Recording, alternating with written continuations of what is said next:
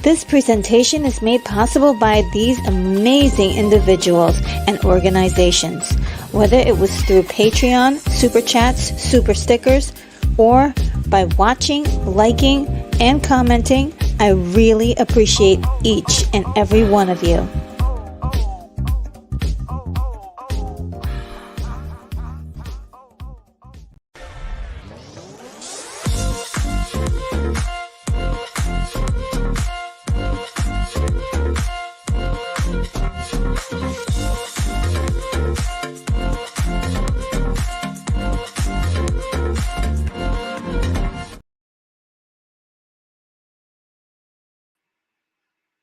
Hello guys, how are you?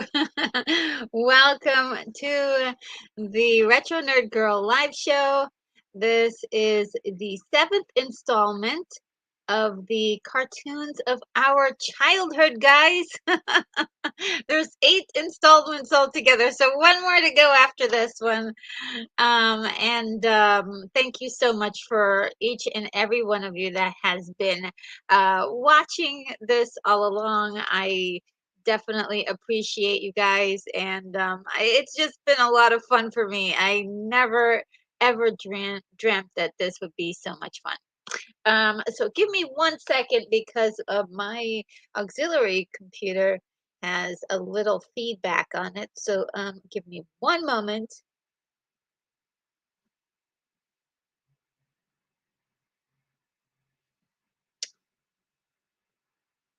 All right. A little bit of technical difficulties, or we'll say technical adjustments. I want to see who's all here. Let's see who is in the chat today. Um, I hope you all are doing very well. Thank you for being here.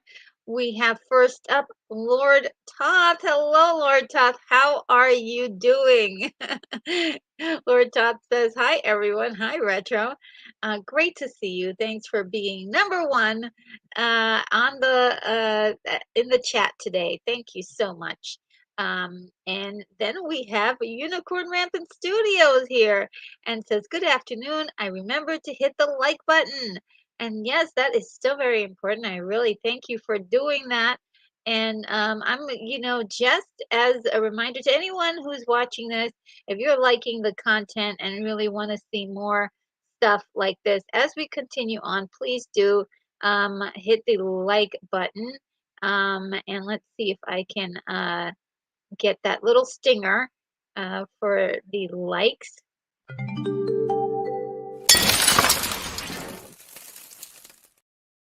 Awesome. Yes, just hit that like button. You can smash it if you want, but if you have a very delicate device that you plan on using again, you might just want to just give it a small little tap. Oh my goodness. And it's more top says nice for hitting that like button. Yes, that's so awesome. I appreciate it. And every time you hit the like button, it really gives a message or sends a message to YouTube that they need to level me up just a little bit and push my content out to more people. So that is always great. Let's see. We've got Keith E in the house and is saying hello to everyone. That is so awesome. It says there's more of these than Rockies. Oh, yes. More of these shows. Yes. Welcome to number 7. Yes. I didn't want it to be that long, but just for the sake of it, of time and everything, it just ended up being 8 installments. So we'll see what new cartoons we see today.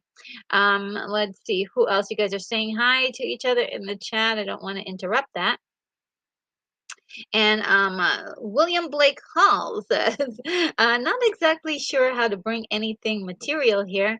I'm not even very pre-mantis. I'm more into squirrel. Hip hip pizzerias. Hill pizzerias. Sorry, my reading is off on that. Yeah, well, we'll see if there's anything that you recognize. You never know. You never know. That's how it's been going. It's like, yeah, I've been looking at a lot of these and going, yeah, I don't think these are, this is my actual time period of watching cartoons. And then I see something I'm like, yes, of course I remember that. Um, And William is saying, "Oh, hailing all hailing frequencies open, Lieutenant Retro. Thank you so much. Yes. Oh, and Daryl Johnston is here. I may have missed a few. Did I miss a few of um your comments? I just want to say hi to you and Tojo Jr. is here, says Retro Nerd Girl. That intro gets me so hyped. Yes, and me too. I was just like usually dancing while the while it's happening. So yeah. I feel it too. I feel the hype. And Unicorn Rampant Studio backs you up says, "Oh, it always rocks." Yeah, I think so too. It just puts me in a great um, uh, mode. And Tojo Jr. says, "How does one get that blue wrench?" Well, just hanging around, and I guess that's how it's happened.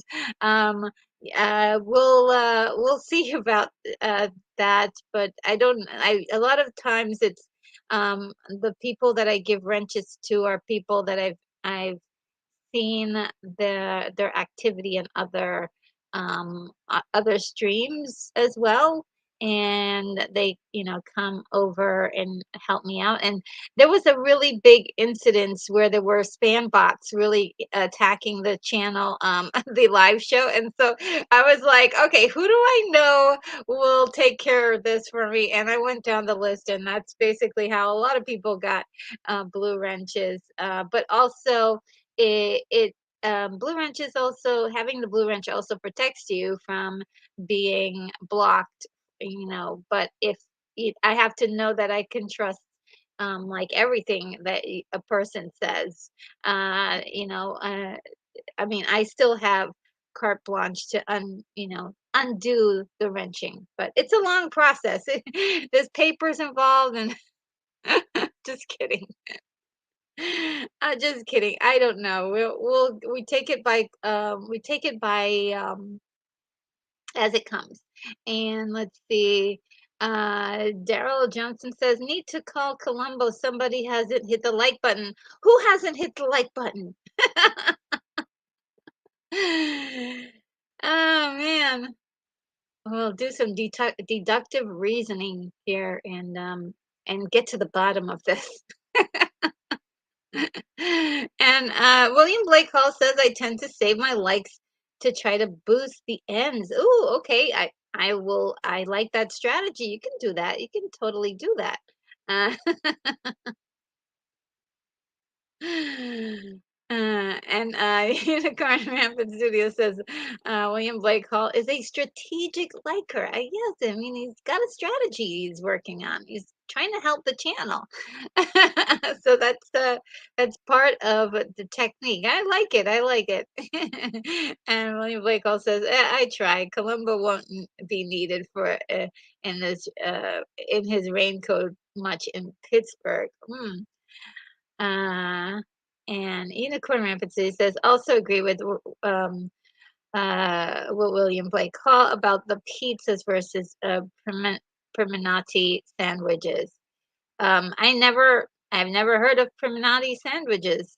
This is the first. And there's Lord Necron. Hello, Lord Necron. So great to see you.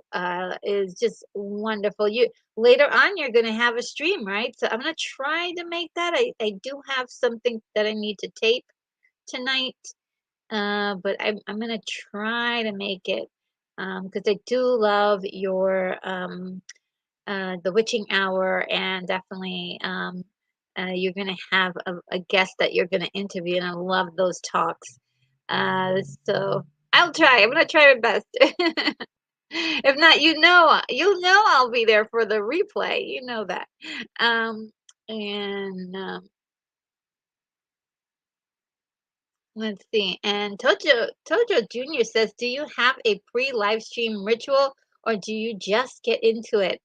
Um, Believe it or not, I usually am really nervous before each live stream, and it's weird because I when I'm doing the live stream, I'm not nervous at all. So it's just like, and so it seems just about every time something weird happens. But today was really interesting. I just played some music and I danced a little and I chilled out and I drank a little bit of my Zevia ginger ale, and I took it very easy today. Today was went swimmingly well. I put as least amount of pressure on myself, and I had mostly everything ready by yesterday. So it was kind of a nice pre live stream ritual. So and but not all the time does it happen. Sometimes it's just pure chaos, guys, pure chaos. And Jojo Jr. says, I'm willing to wait for mine. I'll be a RNG supporter forever. Oh, thank you. You're super, super sweet. Oh my goodness. And look, the hidden, you're so kind. Hi, Retro Nerd Girl. Did you see pole position? I did not see pole position.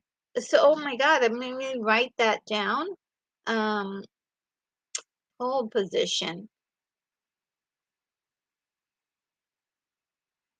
I did not see pole position. Give me a second, guys, for me to see what pole position is. Um, because I did look it up, and then I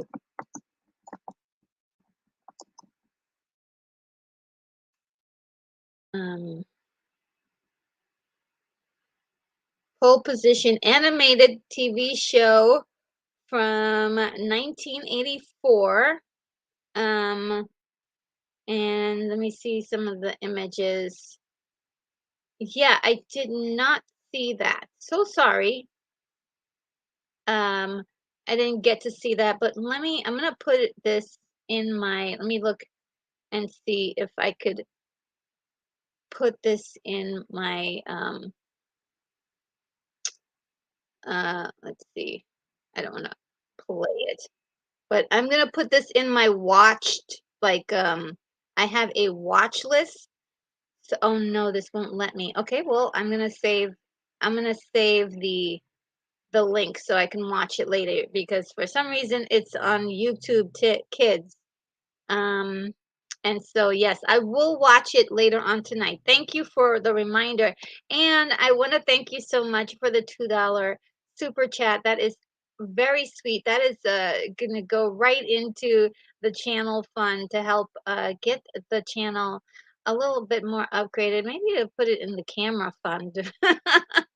Put it in the camera fund because that camera fund is slowly growing, but cameras are a little bit pricey, but we'll get enough soon. And let me see if I can get a nice thank you for you. Um, Here's my favorite one. I'll give you my favorite one.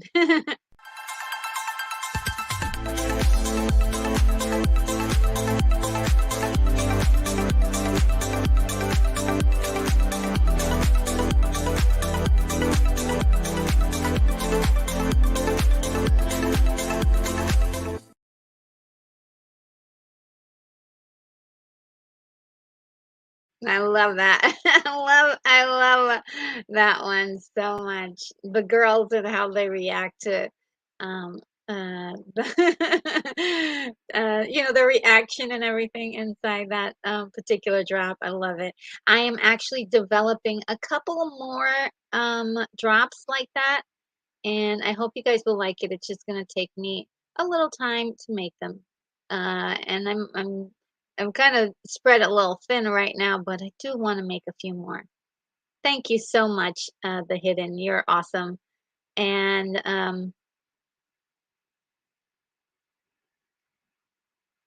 oh, and Hungry Jerk says I'll hit that like button. Thank you. and El Nakran says yes tonight. Tonight is Total Metal. Yes, it's gonna be awesome on his show. I'm gonna try. I'm gonna try my very hardest to get there. Let's see. William Blake Hall says, the older I get, the more I'm amazed by the power of good music. Yes, right? It just puts you in a mood, puts you in just lightens up the days. It can also make you uh, a little melancholy sometimes too, but sometimes it's not too bad remembering. I remember the other day Elton John's song. Uh, which one is it? It's called he had so many good ones, but I don't want to go on with you like that. What a song. What a song. I was like, yes. No, does it mean anything in my life? No. And I don't really have any bad memories connected to that song, but It's just like it put me in a feeling and immediately. But that song is so groovy, and I just had to start dancing. I just had to start dancing, guys. And Unicorn says, nice to be prepared. Yeah. And Daryl Johnson says, okay, Wrench folk, get the word out about hitting the like button. I'm done.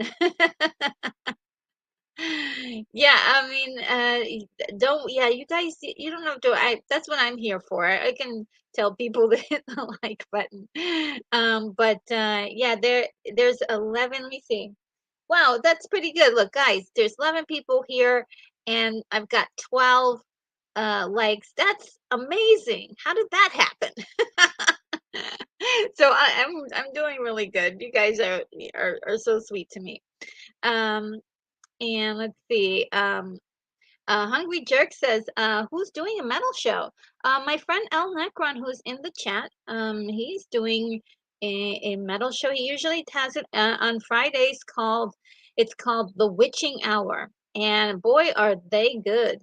It's really like, what do you call black metal or death metal, and it's really good stuff though. And sometimes there are people who are in the industry who talk about their experiences, talk about the history. It's really kind of cool and fascinating to me. I just love stuff like that.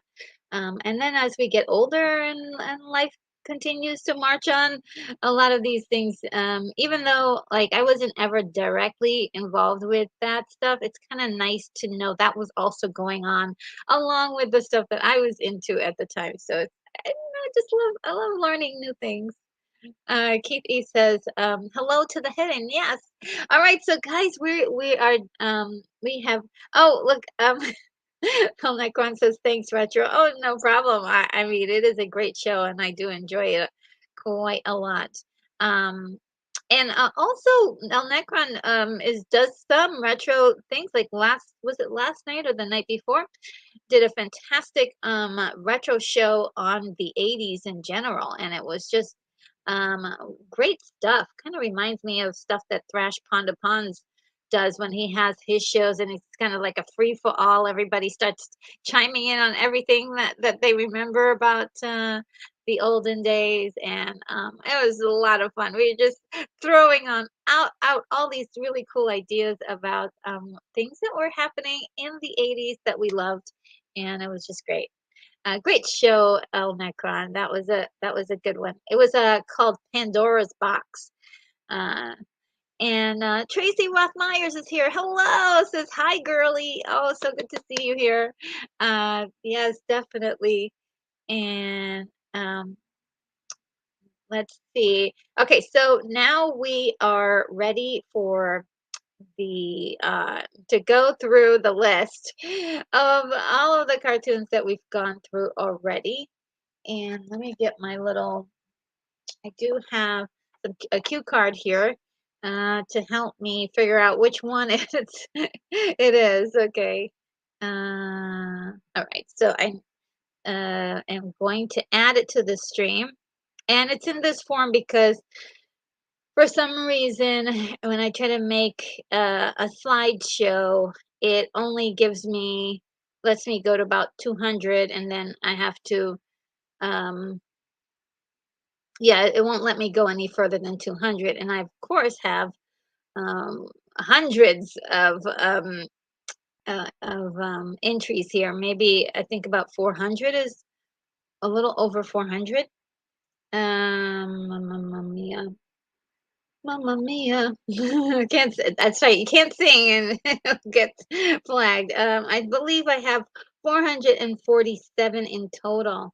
So let's go through the cartoons of our childhood. Now, these are the oldest ones that I could find uh, that predates my childhood in particular, but they were definitely um, influential, as many of some of these are were played in reruns, and you may have access to them today. So, um, definitely a lot of really good cartoons from the 60s, the 50s, and the 60s that were used in reruns and were played in syndication in the 70s, 80s, and 90s, and some of the 2000s as well. I'm not sure, I haven't been on television to be able to know if they're still playing these at all, but a lot of them have been put into video formats where you can actually buy them, and also there are quite a few that are actually on YouTube that you can actually see maybe an episode or two, or to give you just the flavor of what these were like. So that's pretty cool. Um, my other takeaway as a reminder to anyone who's just seeing this now, a lot of these that are on the list are some things that I remember. A lot of things had a big pow down with the audience, and they basically came up with all of the stuff that's in the chat. A lot of the people in the chat contributed to this list. And also, the internet. So while I was looking for one thing or another, the internet also suggested more things for me to put on the list, and it was fabulous. We're getting a lot of cool shows here and there, that kind of just looking at this list, it jogs the memory just a little bit and reminds me of the times of watching these on reruns. Um, and so we're just getting into the last part of the 70s. Hopefully, we'll get to the 80s soon. We'll see some familiar ones.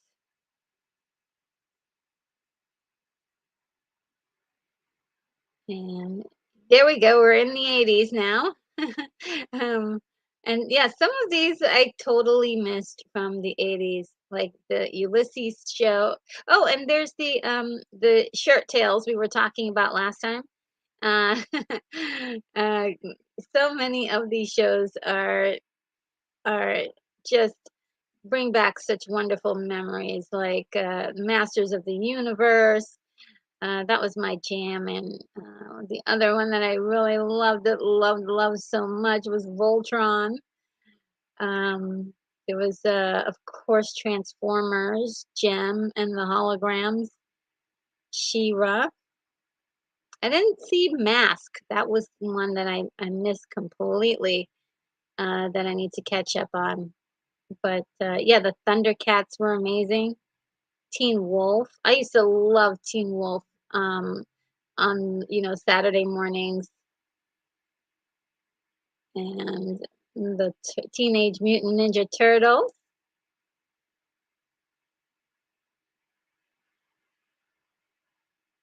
and let's see what else. I never did catch Alf in the animated form. We got The Simpsons, which everybody knows it's still going on today, I believe. Captain Planet. We're in the 90s, guys. We're almost there. Let's see. We're getting closer to the end. Anybody remember that when the Hammer had his own cartoon? That's really hilarious. And see, we took a great deal of time talking about the critic. People had strong feelings about the critic. That was funny. Let's see. We're getting closer to where we need to be.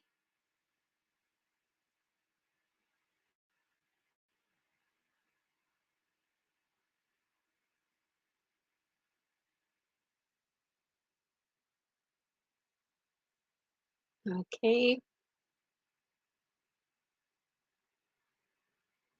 All right. This was the last one, guys. Godzilla the series was where we ended. And so I will start off with the first 10. Uh, yeah, the first 10 to see if that will work for us. If we might get done early quickly. There's a possibility. We'll push it. We'll push it and see if we can. Maybe this might be the last one. We'll see. So we have the next one is Silver Surfer. Does anybody remember this? Because I don't. I remember the comic book, but I don't remember the Silver Surfer cartoon. This was 1998. Then, of course, the Wild Thornberries from 1998 to 2004.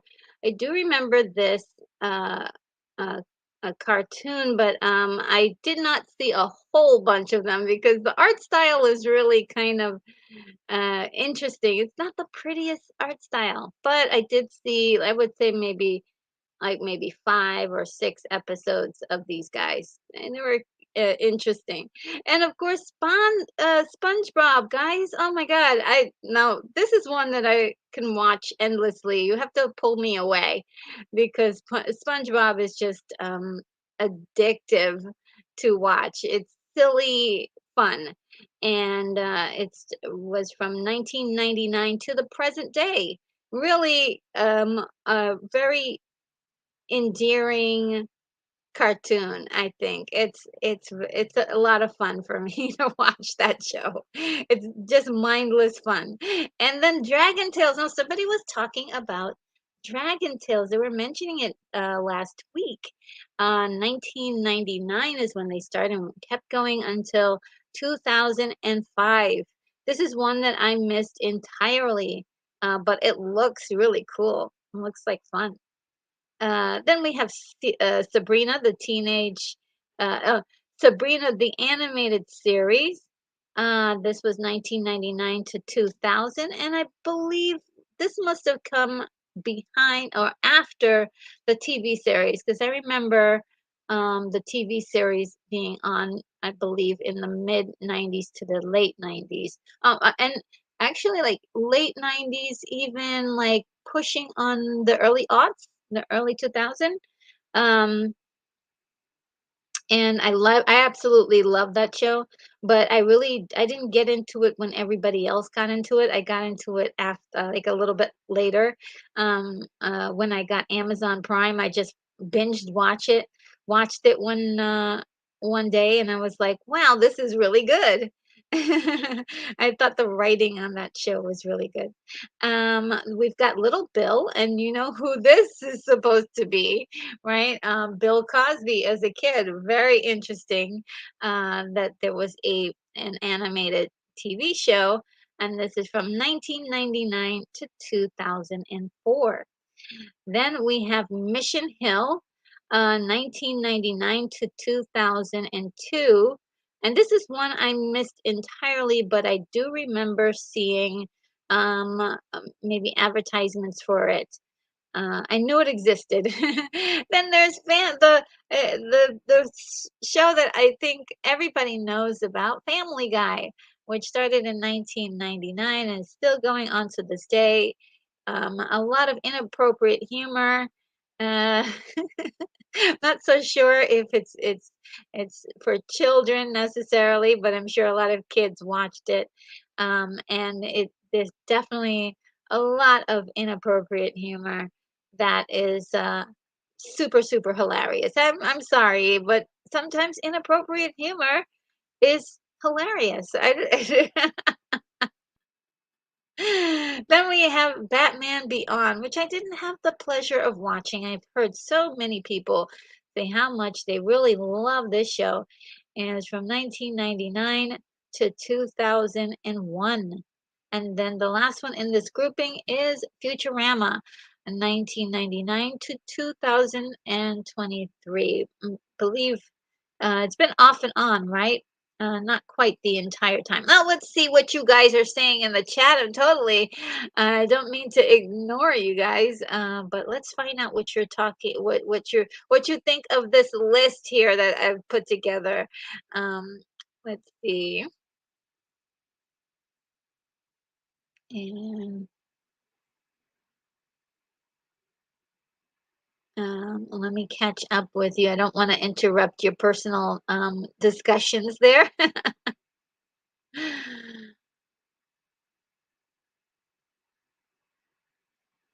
Oh, I'm seeing that Tracy Rothmeyer's, you had minor surgery this morning. I hope that you were feeling well and doing well. Because yeah, sometimes those little things come up, and I hope it you're off to a speedy recovery.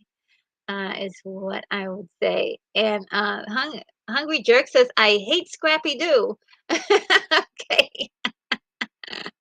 Oh my God. Yeah, Scrappy Doo is one of those, I guess, but I I didn't mind. I didn't mind. And Unicorn Rampant Studio is sharing my sentiments. Glad you made it through so far, Tracy. And William Blake Hall says, for some reason, I recall Josie and the Pussycats best for being in outer space. Yes, it was in outer space for a while. I think they had a revival of the show and put it all in outer space. It's so cool. And Botanical Brother is here. Hello, how are you? It says, RNG and all. Yes. Yes, thanks for being here. Let's see. A Unicorn Rampant Studio says, "Hey BB," and that's a great, that's a great nickname, BB. Um, and Motor Ed is here and says, "What do you think of Rodney Dangerfield, and specifically Rover Dangerfield?" Um, I'm not familiar with Rover Dangerfield. I don't know if that was like I'm guessing maybe a cartoon of a dog that's voiced by Rodney Dangerfield. I don't know. I'm guessing here. But yeah, of course, I love Rodney Dangerfield. Was hilarious, a true comedic talent. And I love his movie Back to School. That was hilarious. That was hilarious. Botanical Brothers says, animated Hulk, one of my favorites. I dig the narration of that cartoon that Stan Lee did. Excelsior. Yes. And William Blake Hall said, I vaguely recall an animated Alf and even a bit of the song. Um, Gordon should have been in pictures. See, I don't remember the song at all. And Alf, like I remember the TV show for sure. That was hilarious stuff. But I didn't catch the cartoon. Maybe once or twice I remembered it, but I can't say I was dedicated to just watching that. Tracy says by the 80s happened, I was already in my teens. Oh yeah. Yeah, because I was like I was I was in my teens as well, but that didn't stop me from watching a lot of stuff that really I should have aged out of, but I never grew up. I don't think I really ever did grow up.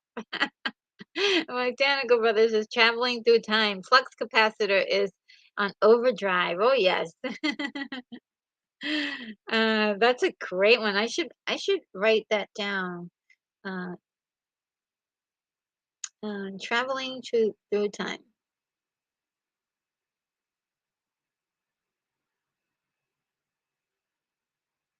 because that's basically what we're doing, right? We're time traveling. We're time traveling,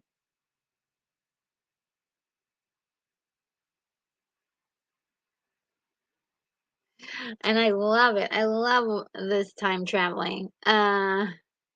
And Laura Tot says, Surfer is awesome. Oh, really? Okay, so I really should watch one of the episodes. I think there's something on YouTube. Um, and Todd, the Christmas Clatter is here. Hello, Todd. How are you today? I hope you're feeling wonderful. Let's see. And the hidden says the Silver Surfer had a small series run that was closer to comic book accuracy compared to other adaptations.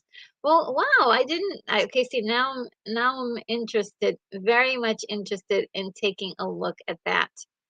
Uh, and William Blake Hall says, "Brother, I think Astro Girl will be in very short vignettes." Oh yeah, well we're I'm working on something now and just putting together some ideas. Like a lot of things going on at the same time. I really should slow down, but you know what? That makes life a little spicy to kind of have a lot on your plate. But yes, I can't wait to do the little mini short movie. Um, and then William Blake Hall says my favorite Family Guy sequence. Chris is at the supermarket and suddenly the aha video for Stay On Me comes on, huh? That is cool. My favorite has to be Stewie asking for his money. Uh, Where's my money, huh?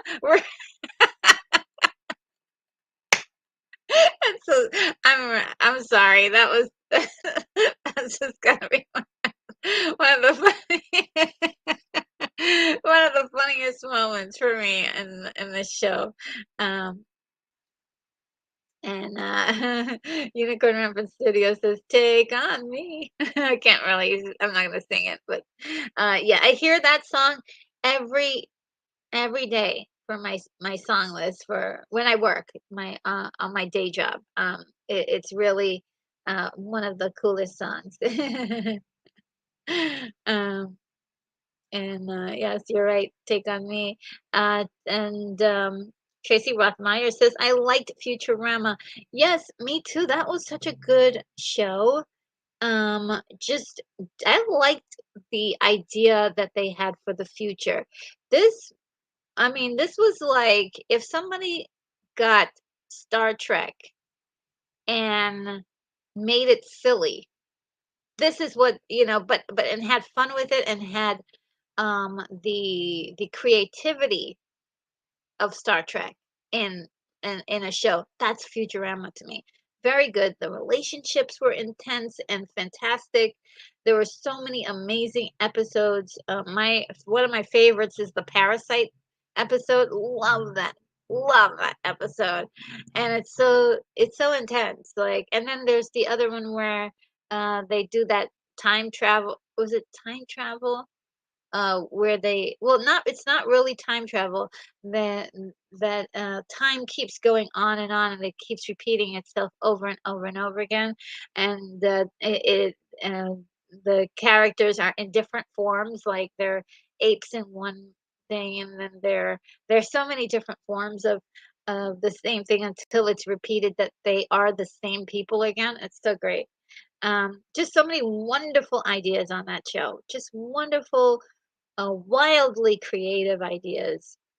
William Blake calls so many great throwaway lines from Futurama. 1 pound of this weighs a million pounds. Yes, they had great moments for like just about every character got their chance to shine as well because on thinking about it you think oh well it's just Bender making cracking all the jokes and stealing all the scenes but it's not like every single character has their moment of intrigue and Terry Talks Movies is here. Hello. I just went to your channel to watch a couple of your videos. They're really great. So, guys, if you really want to talk more about movies, go over to Terry Talks Movies. It's really a great channel, highly recommended. Um, Terry Talks Movies says the live action Josie and the Pussycats is deeply and savagely satirical. Yeah, it was. I thought it was a good movie. Well, it was surprising to me, but maybe it was there was something missing from it, but I thought it was really good. I thought it didn't get as much love as it it should have, you know?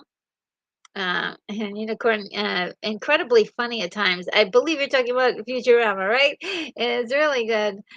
Tracy Rothmeyer Meyer says, loved Bender. Yes, Bender was, I mean, wasn't he always trying to steal a scene? But he still, like I said, everybody had their moment to shine. One of my favorite episodes was when Leela found her parents. That was really great. Uh, yeah. And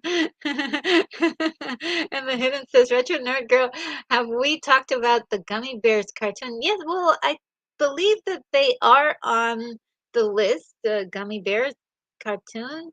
If not, it's on my list. Because besides the list that you've seen, I also have another auxiliary list of extras that I may have missed, and definitely the gummy bears were mentioned. Yes, they definitely were mentioned. And William Blake Hall says, thanks to Futurama, it's my dream to die by Snoo Snoo. Death by Snoo Snoo. Oh man. Unicorn Rampant Studio says, Nibbler has to be my favorite. Oh, Nibbler, yes. Nibbler was so adorable. Oh my God.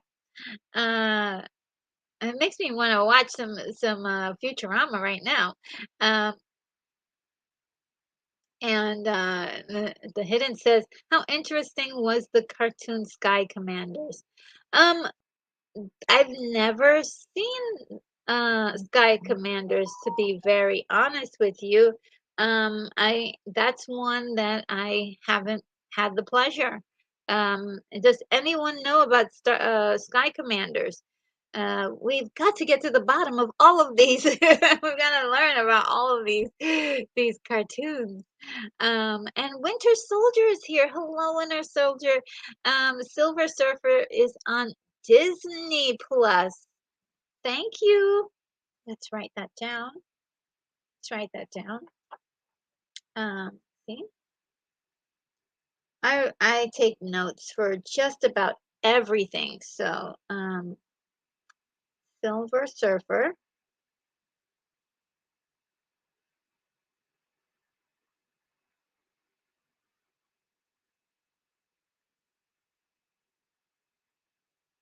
So, I suppose if they have the Silver Surfer, they must have um, all of the Marvel cartoons that were released in the 60s, even though that one was in the 90s. Well, I'll have to look and see because I'm really curious now. Um, yeah, and yeah, almost missed you. Hi to Australia, Terry. Uh, and see.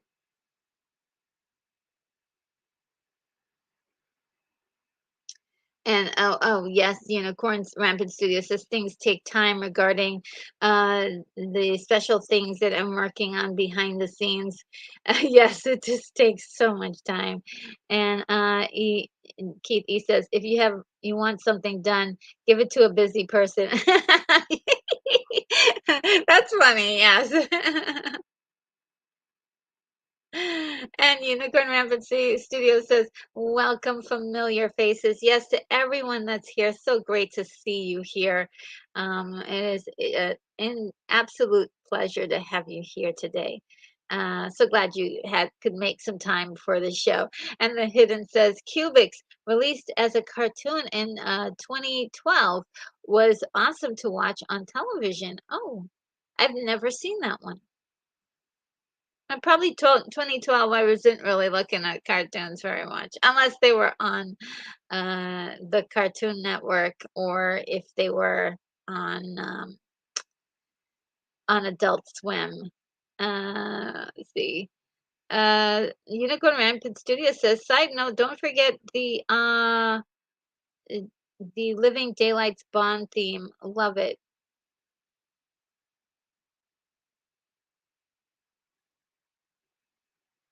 For which show?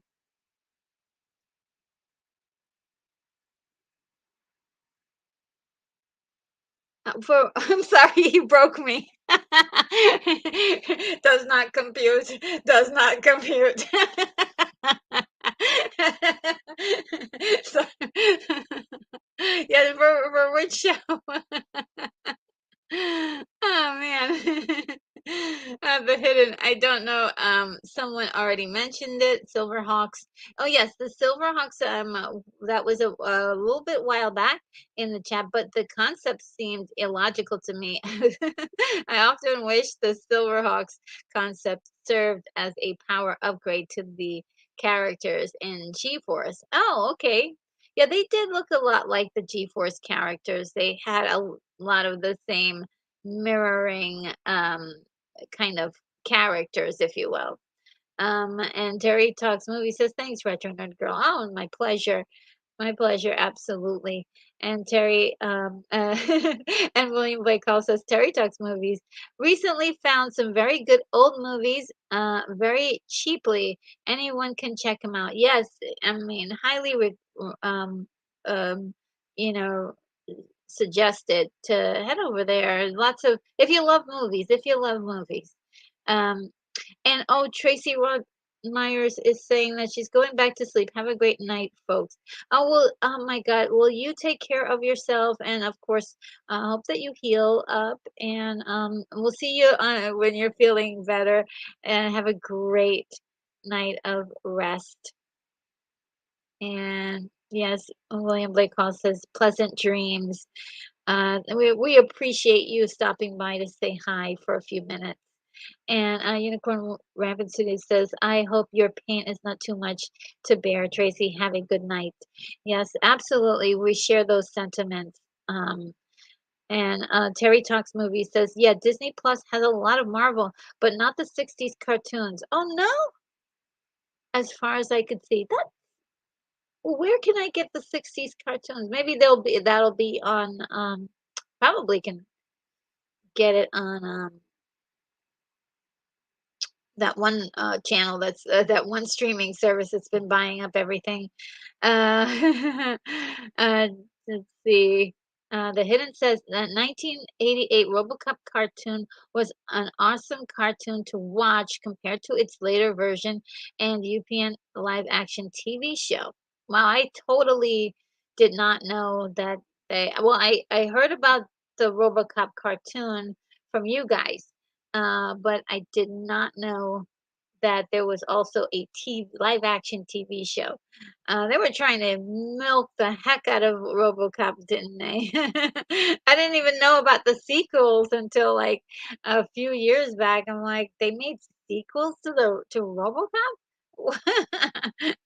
And Mama Bear Art Doll is here. Says I've missed most of the Batman Beyond too. Yeah, I've been hearing from everyone like, oh, this is so good, it's so good, and I just didn't get it at the time. But I would like to revisit it. I would like to visit it to to see what it's all about. What did I miss all those years ago? And William Blake Hall says, "Oh yeah, saying greetings to Mama Bear Art Doll, and saying hello. And let's see, and more people are saying hello. Let's see, and Unicorn Rampant says, "Aha is the band who performed Take on Me, and the Living Daylights." Sorry, I broke you. Oh, did they do the theme song for Living Daylights? I didn't know that because I thought it was Duran Duran. Am I wrong? I mean, uh sorry, I'm like uh, maybe somebody tell me in the chat, did Duran Duran ever do a Bond movie um theme song? Um and which one it was? Um because I thought they did. Oh, they did. Yes, they did. You don't have to tell me. Don't tell me. Don't tell me. It was, um, It was, oh my God, it's on the tip of my tongue. View to a Kill. Sorry, guys. There it is. My brain's working again. Sorry, guys. It just needed a little jogging. I didn't know that Aha did the Living Daylights um song. Wow. Yeah, that's news to me. And Winter Soldier says those cartoons are under the Marvel Legacy Animation section of Disney Plus. Spider Woman, Spider Man, Spider Man and His Amazing Friends, 90s um, FF. Okay, Marvel Legacy Animation section in Disney Plus. Okay, so I will look there and see if I can find those. And the hidden says, Retro Nerd Girl, since we already mentioned DuckTales, how do you feel about the other duck called Count Duckula? Well, I don't have a lot of experience with Count Duckula. To be very honest with you, that one was out of my periphery. I just did not get a whole lot of exposure to Count Duckula. Um, it sounds like a lot of fun. And Mama Bear Art Doll says that song is iconic, Unicorn. I need to hear this again. I thought I knew all the Bond songs. I'm sorely missing that one. I obviously. Um, William Blake Call says comes in the morning and uh comes the morning and the headlights fade away. 100,000 people. I'm the one they blame. I've been waiting long for one of us to say, "Save the darkness. Let it never fade away." Oh, I guess that's a part of the song, huh? And Unicorn Rampant City says Count Duckula was pretty good. I think it was tied to the Danger Mouse franchise. Okay. And Unicorn Rampant says, "Aha, the daylight." Okay, I am totally um totally out of the yes, for the refresher, Duran Duran is A View to Kill. Yes, A View to a Kill, one of my favorite um, movies, um, Bond movies with the legendary Grace Jones. I love that lady. She may not have been the nicest person during her career, but I do like her flavor. Um, uh, Mama Bear Ardell says, I'll track down the Silver Surfer series. I missed that one too. Yeah, yeah. And William Blake Hall says Duran Duran did A View to a Kill. Roger Moore's last one, and Aha did Living Daylights, Dalton's debut. Yes. Um, and I did like um, Timothy Dalton in as Bond. He played it so good. That's a whole nother subject matter. And the hidden says Steven Spielberg created a cartoon in 1998 called is called Invasion America. I thought it was interesting. How did you feel about Steven Spielberg's cartoon, Retro Nerd Girl? I don't know that one. I mean, Invasion America is not one that I knew of, so I'll put that on my list here. Invasion America. Yep, never. Let me just write. Yeah, never heard of that one. I've never seen it before. And the hidden says, Retro Nerd Girl, do you have any anime cartoon interest? I I do want to look at them in the future. I don't know a whole lot about them. The only anime that I've ever seen is Akira, which I loved, and um, I definitely am looking forward to venturing into that area eventually one of these days. And Winter Soldier says Grace Jones still looks the same today. Yes, she very much does look like pretty much the same. And a little, very little has changed for her physically. And the Hidden says, can you imagine how Hollywood would create a Yu-Gi-Oh live action movie?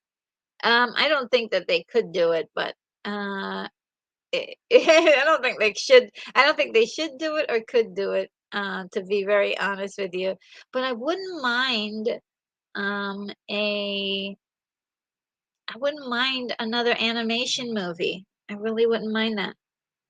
And the Hidden says, Kira, great choice. Yes, wow, that was one heck of a movie. I loved it. It just had all of these 80s flavor to it and lots of surprises, great storyline, lots of super metaphors in there. It's just great. Um, and Terry Talks Movie says there's so much good anime out there, particularly the 80s and 90s stuff like Urusei Yatsura, R- Ramna, uh, One Half, etc. Oh yeah, I don't know anything about that. I'll have to like I said, we'll have to gently dip our toes in there and play in the water until we can get into the deep end and we don't need the floaties anymore. But I think one other anime that I did see, well, there's I guess if you could call it an anime, was Cobra. The I love that I guess anime TV show was or there was a movie and there was a TV series, the Psycho Gun. I don't know if you guys have heard of that, but yeah, Cobra. Oh, as they say, Cobra. And what other one? There's one other one, and I'll have to uh, think of it for a little bit and get back to you guys on which one it was that I saw. Um, that was really, really good.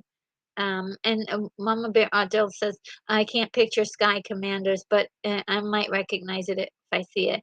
Yeah, I don't have any recollection of that one. Sky Commanders. Sounds cool. Sounds real cool. All right. And so let me go with the next 10 on the list. So we got Futurama as the last one. Then we've got One Piece, 1999. Uh, that's one that I never got to see. I, I believe I was just a little bit like confused by uh, the animation. It was so unusual and weird. So I didn't get to really enjoy that one. I think I'm at a place now where I definitely understand the animation style, and I definitely appreciate the animated style much better now than I did back in 1999. But I want to see this one, and I've never seen this one, Mega Babies from 1999 to 2000. It looks pretty gross. Just a weird show. Then there was Harvey Birdman, Attorney at Law. And we all know about this one, a TV series from 2000 to 2007. Very, very fun show. Uh, and then we have Jackie Chan Adventures from 2000 to 2005. I saw this show. I didn't see all the episodes, but I did see a good chunk. But I would say like maybe 10 or about 10 episodes. And they were all fun. Lots of action, lots of fun, I would say, is the word I would say. And it has the Jackie Chan style of action as well. So, Yeah, great show. Dora the Explorer is a very popular TV show that many kids that are really super young saw. It was from 2000 to 2019. They even did a movie about this character, and I didn't have the pleasure of enjoying this as much. I think it was too childish for me, but definitely everybody pretty much kind of knows about this one. And then The Fairly Odd Parents from 2001 to 2017. And this show has my heart. I love this show so much, so much, so much. I would always just the timing would end up that I was watching this show, and it was always fun, fun, fun, fun, fun, and the situations were ridiculous. They had so many ridiculous situations. They even did a live action movie, which I didn't think was too bad. I absolutely enjoyed it so much. And yeah, this is one that I adored. I adored this show so much. And then there's C Lab 2021, which is the more adult, grown up version of C Lab 2020 that was done back in the day. This one was from 2000 to 2005. Just love this inappropriately humored animated TV show. I'm sure a lot of kids caught it. But it was mainly supposed to be for adults. Let's face it. And one of my favorite episodes is the Bizarro episode where everybody's going Bizarro, Bizarro.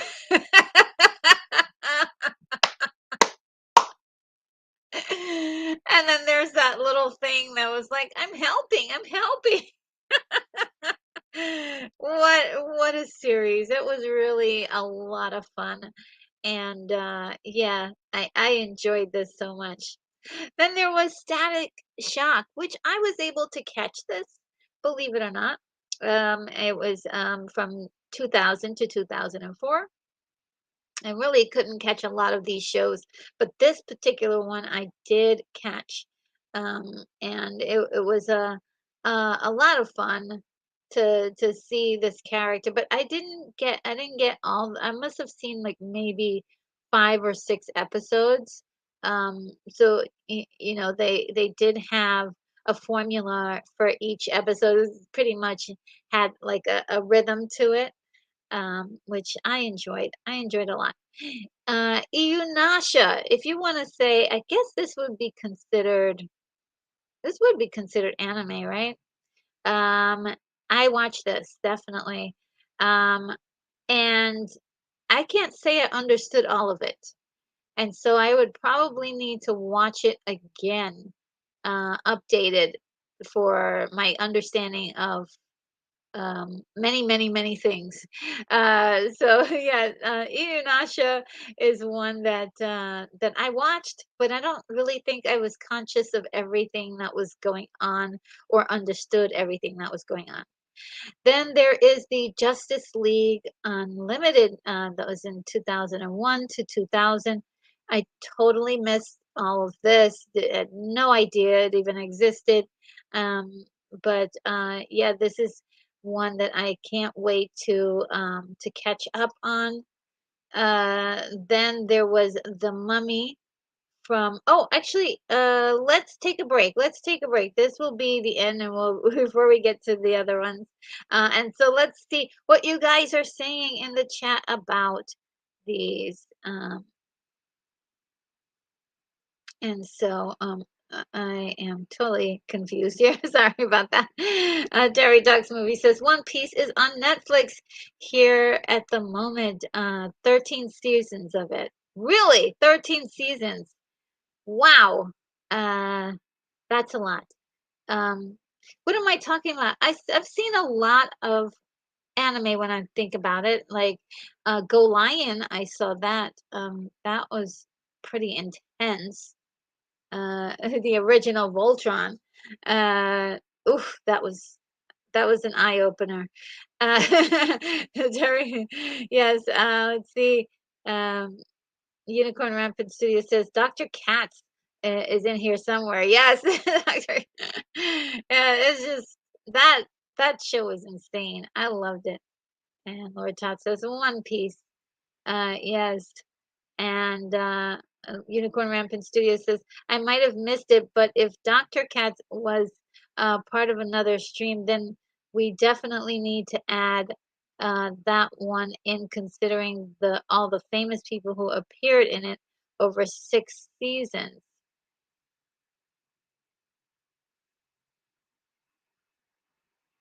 Oh, yeah, I guess once you count up all the famous people, yeah. Yes, I understood cats. Uh, and The Hidden says, back in the 80s and 90s, I enjoyed watching the animated cartoon Technoman, uh, aka Techaman, Guyver, and Guyver. Did you see the anime cartoon crossover Gotcha Man and Techo Man? Retro Nerd Girl. Okay, so Gotcha Man, as far as I can tell, is also Galaxy. Gosh, I have seen it, but it's in the English version that I saw. I did not see the Techo Man or Tekka Man. Techno Man. But I did see the Gotcha Man if you're talking about G-Force or I forgot the other name for it. Battle of I'm sorry, you guys probably know about it. Battle of the Guardians or something. I forgot the other name for G-Force. But yes, I did not see Tech Technoman. And Terry Talk says the Dora movie is terrific, filmed in Queensland. Okay, so I've never seen that, and I should give it a watch. Uh, DJ Ronnie G is here. Hello. Hey, yeah, I skipped Dora, but I've heard of it. Good ice cream. And the Hidden says, Retro Nerd Girl, are you a Stargate fan? Do you think that it should be brought back with their cartoon? Do you mean that should Stargate come back as a cartoon? Because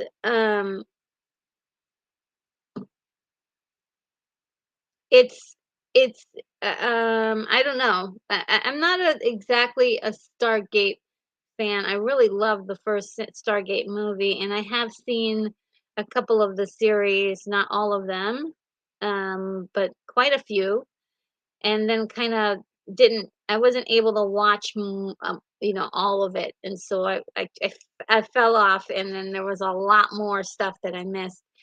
So it's one of those things. The big thing. If they wanted to do a cartoon, I think so, but they would have to, and I would hate to say this because I know that this is a problem that we always complain about is, people making new things under old titles, but not honoring the previous history. And so I don't think it's a good idea. I think um I don't know, Stargate may have too much lore behind it. Maybe they should just start over fresh, or they could just continue on with something new and fresh from like the future timeline of what had already been done. So that's an idea. That's an idea. So it's possible. It's possible. I wouldn't boycott it. And William Blake Hall says there's been so much live action Stargate. Would animation even be considered?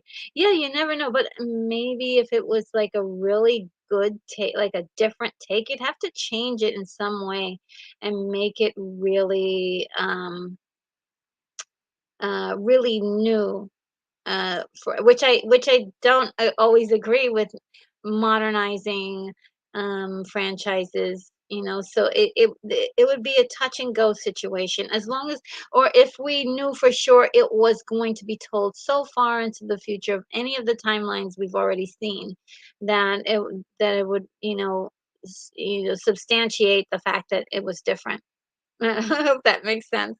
And the hidden says, R.I.P. Dwayne McDuffie for giving us Static Shock. Yeah, I mean, that was actually a good show. I really want to see a live action of that. And I'm not sure if we ever will, to be honest, but it would be great. It would be really great. And Terry Talks Movie says One Piece has 20 reasons, 20 seasons so far. And also says Guyver was great. Lots of body horror and epic battles. Ooh. So let me also write that down because that is important. Okay. I think I've gotten all the names of all. Yes, but Battle of the Planets. Thank you, Unicorn Mammoth. I cannot remember. I mean, it's just, you know, anytime somebody says Battle of the Planets, I'm like, what? What is that? That's, I just can't remember that name, but it's like Battle of the Planets is G-Force, and that's the one I remember. William Blake Hall says, now I'm thinking of live action shows which feel silly enough to be cartoons. One is Garth Marenghi's Dark Place. Another is Danger 5. Oh, yeah, I'm not even familiar with these. These are really interesting. Yeah, I have never heard of any of those things. Um, and Terry Tuck's movie says Babylon 5 is getting an animated movie this year, this or next year. That's interesting. Yeah, Babylon 5, though, wasn't there supposed to be a live action movie? Unless I missed it entirely. That's been known to happen from time to time. And William Blake Hall says, intriguing, Terry, my hopes are up. um, and then it says that the Stargate cartoon tried to present future versions of the live action series, but they. Oh, so there was the cartoon tried to present future versions of the live action series, but they could not stay accurate with the story's continuity. Yeah, I mean, because everybody, like, once people get, the idea, like, hey, we're doing a new thing, of an old thing, they're like, hey, let's just change it so much it doesn't even connect to the old story, and you need people there who are gonna, the best creative people are able to string ideas from other places and connect them to new stories. And when you can't do that to the point where you're killing your continuity, I just only can blame the writing on that. Can only blame the writing on that. And Puff Comics 83 is here. Hello. Says hi RNG in chat. Oh, so good to see you. Um, and just to remind everyone that Puff Comics every Friday does a live stream. I'm unable to get to it because of the insanity of my schedule, but so good to see you here. Just check out the replay if necessary. And John Walker is here. Hello, John Walker. So good to see you as well. And so I am at the end of the chat, and we're gonna just go through the next 10 uh, on the list. We're just going through it all right now. Okay, let's see. We've got about 30 more for this session. Let's see. So the next one is The Mummy from 2001 to 2003, which I totally missed. I don't know if any of you guys have seen this at all. And then The Legend of Tarzan, 2001 to 2003. I did not see the movie or this TV show. I have to say, it is, I completely, it kind of completely missed me. Here's Yu-Gi-Oh! Everybody, we were talking about this earlier. And if there was a live action of this, I don't know if they could match this style and be so bold and so colorful and give us all of that 90s, you know, uh, 2000s flair. Like, could they give us all of this without making it look um or trying to make it look real and give it and could they make it like really fun for us? I don't know. I think part of the magic of the Yu-Gi-Oh is the style of the animation as well. So that's probably going to be a hard thing for them to replicate in live action. And here we go, Samurai Jack. I did catch this one, guys, and a lot of people did. Very well done, excellently told animated TV show that was done mostly silent, or if you will, with very little dialogue. It's very showy and not telly, right? It was something that it had a lot of imagery that was just iconic and beautiful and expressive, very expressive. Um, and yes, it was from 2001 to 2017. Very well done. We have the Zeta Project, 2001 to 2003. I totally didn't get this one. So, yeah, I don't know if you guys have seen this at one at all, but it totally missed me. And then we've got the House of Mouse, which brought back all of these classic cartoons, characters from the Disney's, um, what can we say, pantheon of characters and put them in a little cute show for kids.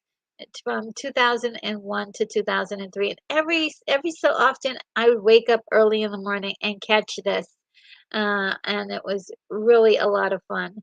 Let's see. Oh, guys, Totally Spies is one of my favorites. Okay, really, truly. Love this show. It was super, super good.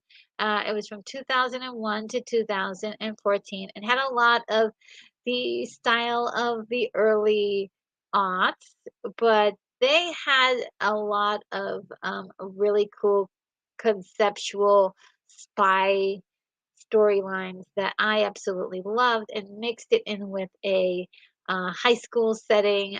I mean, it was just something I enjoyed watching. It was maybe a guilty pleasure, if you will, but it was good. It was good. There were a lot of repeat themes, though, a lot of mind control repeat themes. Does anybody else remember Totally Spies and has the fond nostalgia for this storyline? It to me, it was sort of like a more grown up Powerpuff Girls, but they don't have any superpowers and or anything. They were definitely spies using their a lot of tech gadgets to help them with their missions and stuff. That was a big part of the storyline and gymnastics and whatever else that they could use to their advantage. Great story. I love that show. I could probably talk about that for a while, really. Then we have Justice League, and I believe this is the one I'm watching now on Netflix. And this is one that was from 2001 to 2004. And wow, what a good show! What a good show! What a good show! I watched it this Saturday that just passed by on a live stream called Cartoons and Cereal with on the Skywalker the Jedi's channel, and it was just fabulous. I really enjoyed myself, and I watched a little bit more afterwards. As I was doing some other things, preparing for the watch party that I was doing on this channel, and it just what a great series! And talk about the stakes, lots and lots of tension, and the stakes being high. Yeah, I was just blown away by how good it was. Now there was also Cyber Chase. Now you guys, do you guys remember Cyber Chase at all? I did not. I did not remember, but I do remember seeing the cartoon, like the advertisements for it, like the previews for it. Like, hey, at 5 o'clock we're gonna have, it's a cyber chase, and that was pretty much it. I knew that they existed, but I never had time to watch the show. Um, and the last one from this set is Mr. Bean, the animated series from 2002 to 2019. One that I completely missed. I don't know if you guys caught it. Let me know in the chat if you did. Let's see what your comments are. And William Blake calls says, "We can party now. We have our John Walker." And yes, and John Walker is agreeing. And Terry Talks Movie says, "Yu-Gi-Oh rocks. I play the Dual Monsters game on stream." Oh, really? Yeah, I don't know much about gaming, but I'm a fan of it, and I passively watch as other people play the games. Puff Comics 83 says Samurai Jack was so good. It really was an incredible cartoon that just had an adult flavor to it. It was serious. There were stakes. There was tension, but at the same time, it just felt like there was like like you were getting a life lesson too. And the story, it was just kind of poetic. Poetic is what I would say. Very poetic. William Blake Hall says Samurai Jack. All right. I love Phil Lamar and all the way back to Mad TV. Oh yeah, he's great. I, I, I'm a huge fan of his. He has a great voice, and it seems to have like a wonderful temperament in real life too, like a playful and fun attitude about everything. And Lord Top says, "Great show, taking me back." Yes, let's turn back the time clock and get our capacitors, flux capacitors, all juiced up and ready to go and press the Wayback Machine. And the Hidden says, Retro Nerd Girls, several Marvel characters had cartoon and comic appearances carrying the name Spider Woman. Which Spider Woman would you dress up as for Halloween? I don't know all of them, to be very honest with you, but I do like the one with the extra eye in the center. She looks interesting. I'd probably dress up as her. And William Blake Hall says, live action silly spy show that once caught my eye was She Spies. Ooh, I've never heard of that. We'll have to write that down. She Spies. Interesting. Yes. Um, and Mama Bear Art Doll says Justice League Unlimited was the follow-up series to the Justice League animated series. The bunch of us were watching with Skywalker. Yes. Yeah, that series is so good, guys. I mean, I was in for a huge shock. I thought I thought it was gonna be good, but I didn't think it was gonna be that good. That's all I'm saying. I didn't realize it was gonna be epic level. Um, and the Hidden says Samurai Jack doesn't hold a candle to Afro Samurai. Uh, Afro Samurai, really? We'll have to write that down.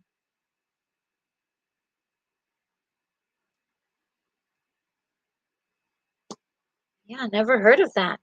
And then William Blake also not so much into Mr. Bean, but was pleasantly surprised by Johnny English Reborn. Oh, that was a movie, right?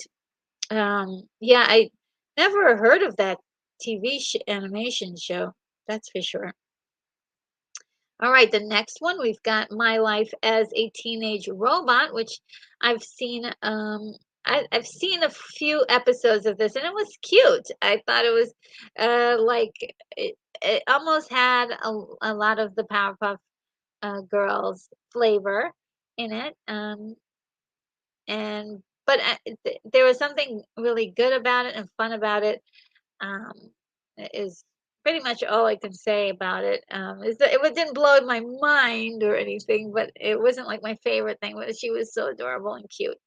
Uh, and that was from 2002 to 2022. That went on for a long time. And then, oh my God, guys, Kim Possible. Sorry if this is too mainstream or too Disney for everybody, but I did love myself some Kim Possible. I love that show. I love the theme song. I loved Shigo. I love Draken. I love the bad guys in there. And I love Kim Possible. She was great. And Ron Stoppable. Just a great show. Just a great show for me. And of course, Rufus. I can't forget about Rufus. He was really amazing. And one of my favorite stories, even though I don't like time travel stuff, when it's done right, it has to be done right. I don't like time travel just for the heck of time travel. I like time travel when done right. They did a like a three-part movie, or it could be put into a movie, but it was, I think, three-part, like end of season kind of thing that they did every season. Was they did three parts of a big story, and A Stitch in Time was one of them, and it's wonderful, well written storyline that I think Hollywood needs to like go back to some of these like little ideas that uh, that you don't expect from a dumb little cartoon story or show, and they like knock it out of the ballpark with like interesting concepts and cool visuals and just like trippy trippy situations that entertain. I mean, I just think that there's something to this um, and I loved it. I loved that show. Sorry if I went on a little bit too much for my love of Kim Possible, but I love that show so much, and the theme song is just incredible. Um, then there, oh, I skipped something. Okay, Star Wars Clone Wars. Okay, so guys, I never saw this. Big confession, never saw this. I've heard of it. I've seen clips of many, many parts. I know a lot of the storylines, themes from this. And maybe one day I'll sit down and watch every single one. It's just time, hugely time consuming. But I did get a good estimation from a few internet nerds out there that were willing to share the information about this particular animated show, and it's highly regarded by a lot of fans of the animated shows. So I, as you know, The Mandalorian did pull quite a bit from uh, this show and a couple others. So I kind of had to do the research in order to understand some of what was going on. But yeah, uh, I don't know if you guys have seen the Clone Wars. What did you think of it? And then we have Martin Mystery. I've never seen this before.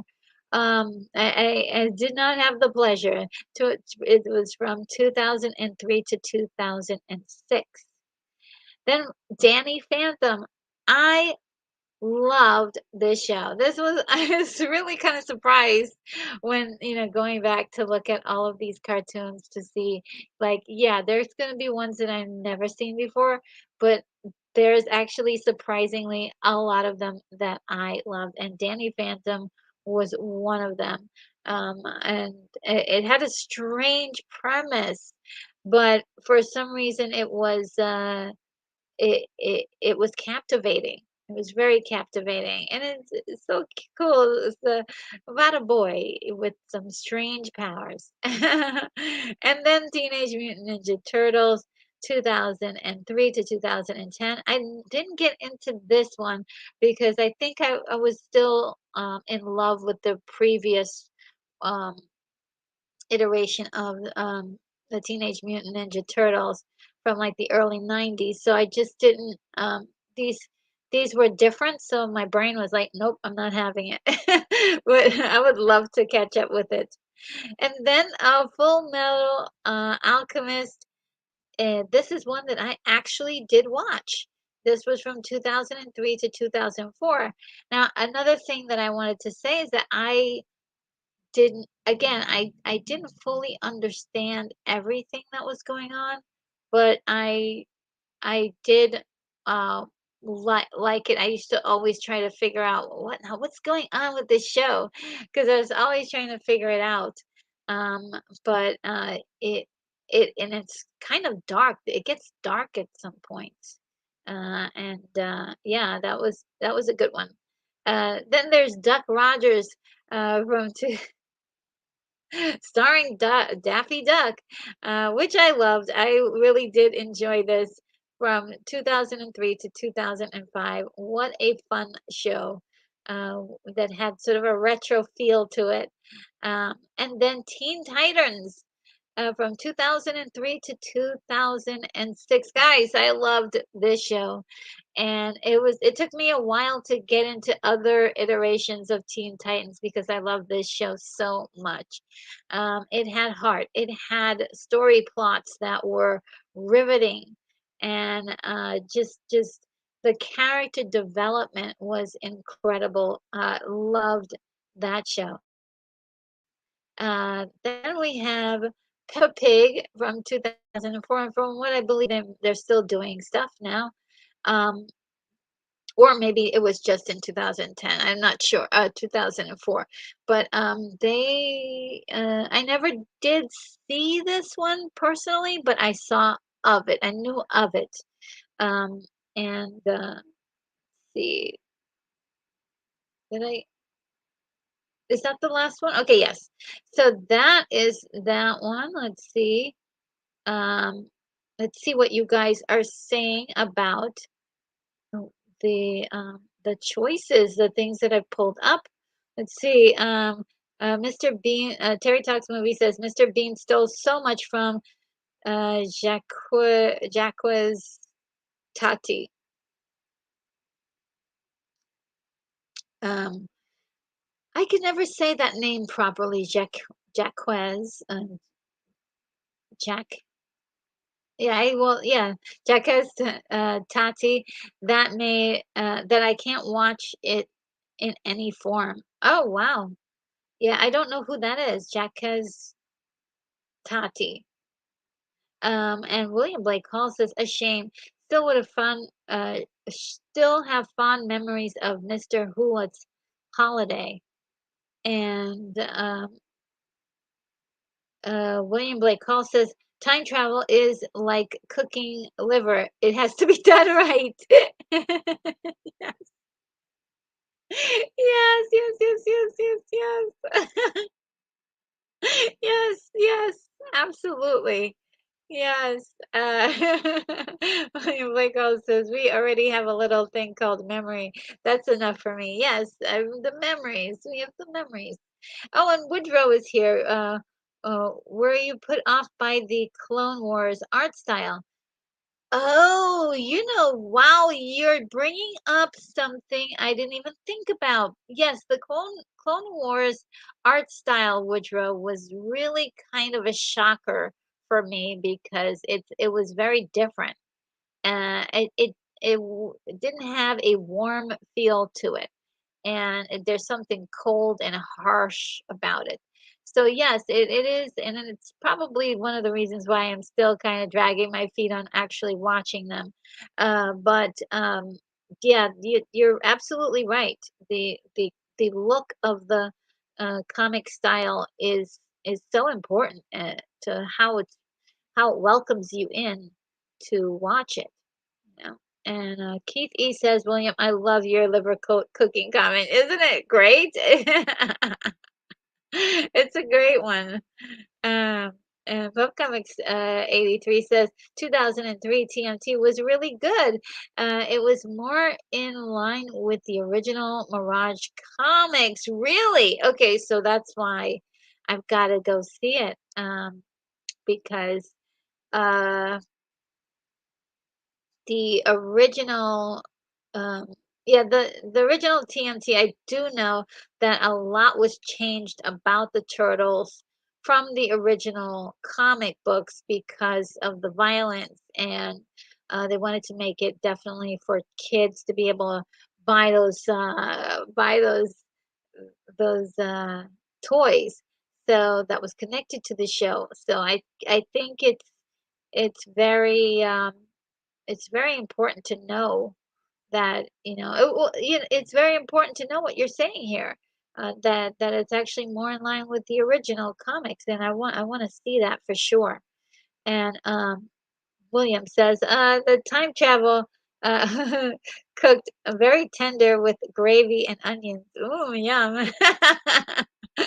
And Mama Bear Art Doll is laughing as well. And Unicorn Rampant Studio saying microwave instant time travel.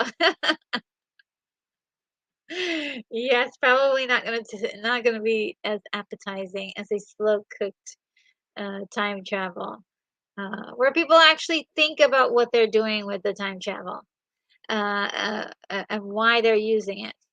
Um, I could go on and on, but that is definitely a subject I plan on covering one of these days. My vehemently, my praise of some time travel movies and my distaste for quite a few others.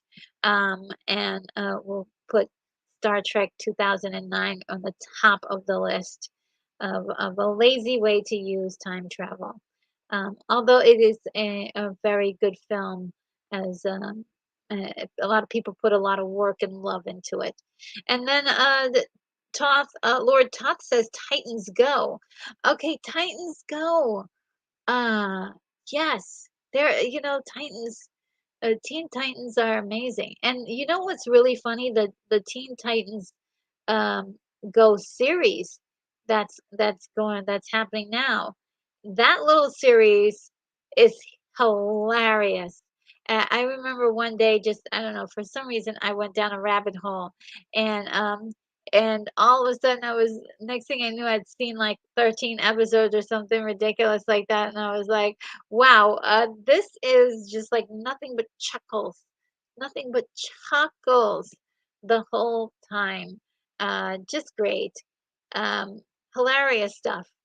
And then Unicorn Rampant Studio says, wasn't the Clone Wars art style the guy who did Samurai Jack? Really? I did not know that. Really? What a difference. One is inviting and the other one is, is a little bit stranger. I wouldn't say it's the worst. It's just not this. It's just kind of like makes me have to think about what I'm looking at.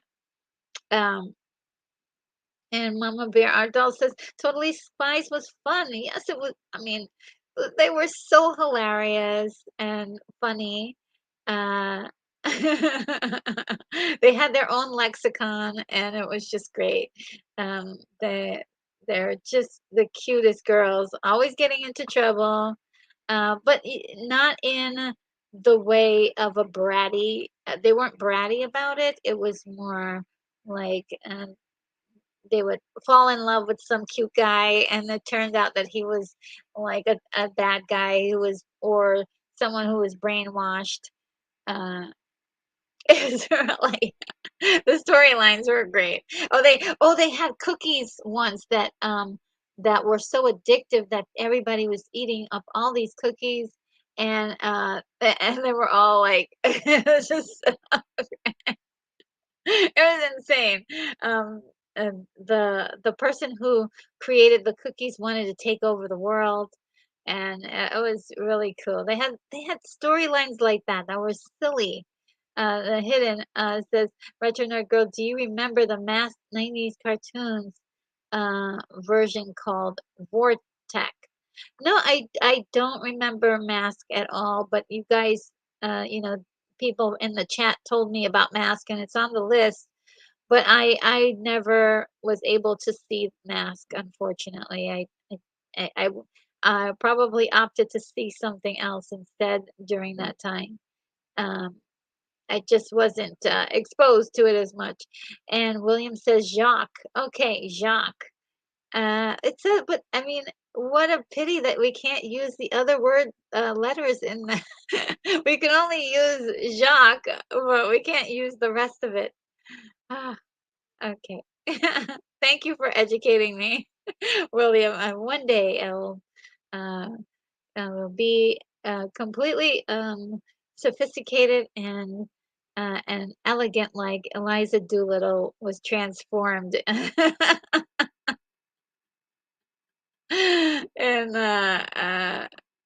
that awesome, awesome movie. All right, let's see. Let's see if I can pronounce it. The name here, Vignette, Vani, Vanny Tuber. I don't know. I think that's Vanny Tuber is here. Hello, Vanny Tuber. Uh, how are you? Says hi. Wow, I love that you have emojis in your name. And the hidden says, Retro Nerd Girl, did you come to a conclusion that the anime cartoon Van Dread was wacky concept wise? I don't think I've ever seen Van Dread. I'm sorry. Van Dread is not one I saw, but we'll write that down. Thank you um, for the question there. And Keith E says, speaking of time travel, this is when the lurkers and the time travelers can put their comments into the chat. Yes, definitely. And also, uh, definitely, if you can smack me a little a like for the channel, that would be great. Let's see. And anyone who is watching this, go ahead and leave me a comment. That'd be great too. That gets the algorithm all excited and a flutter. Uh, Now, William Blake Hall says we know that RNG reviewed sliding doors. That may give y'all some insight into time travel. Yes, and well, it's mostly. Would you say that because um, it's more like dimension hopping than time travel? Um, right, because there are different versions of the same thing happening all at once. Um, you know, uh,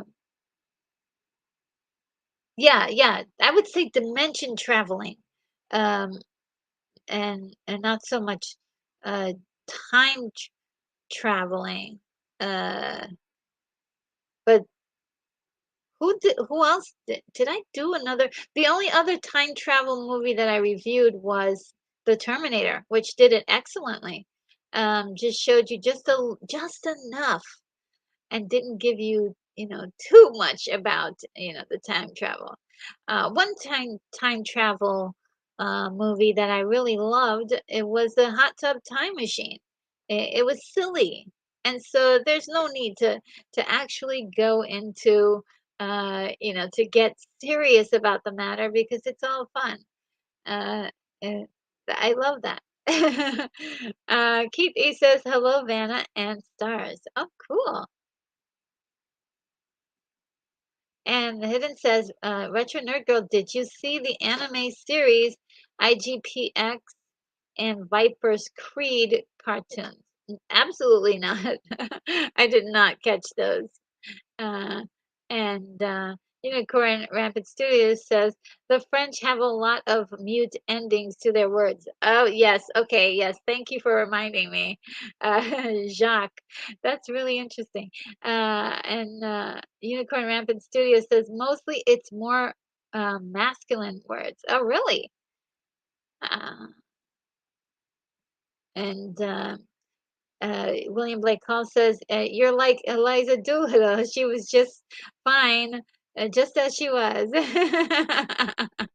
Thank you. uh, and Unicorn Mountain Studio says, "Wouldn't it be lovely?" Which is a song from the movie. Um, and I really need to see that movie again. Yes, just you wait. Just you wait, Henry Higgins. Uh, and Unicorn, sorry, William Blake Hall says, hurricanes hardly ever happen. And Unicorn Rampant City says, the rain in Spain mainly stays mainly on the plain. Yeah, that's a tongue twister. Uh, the rain in Spain stays mainly in the plane. And the hidden retro nerd girl, do you have the dragon booster on your list? Um, do you remember what year that was? I think I'm not sure if I do.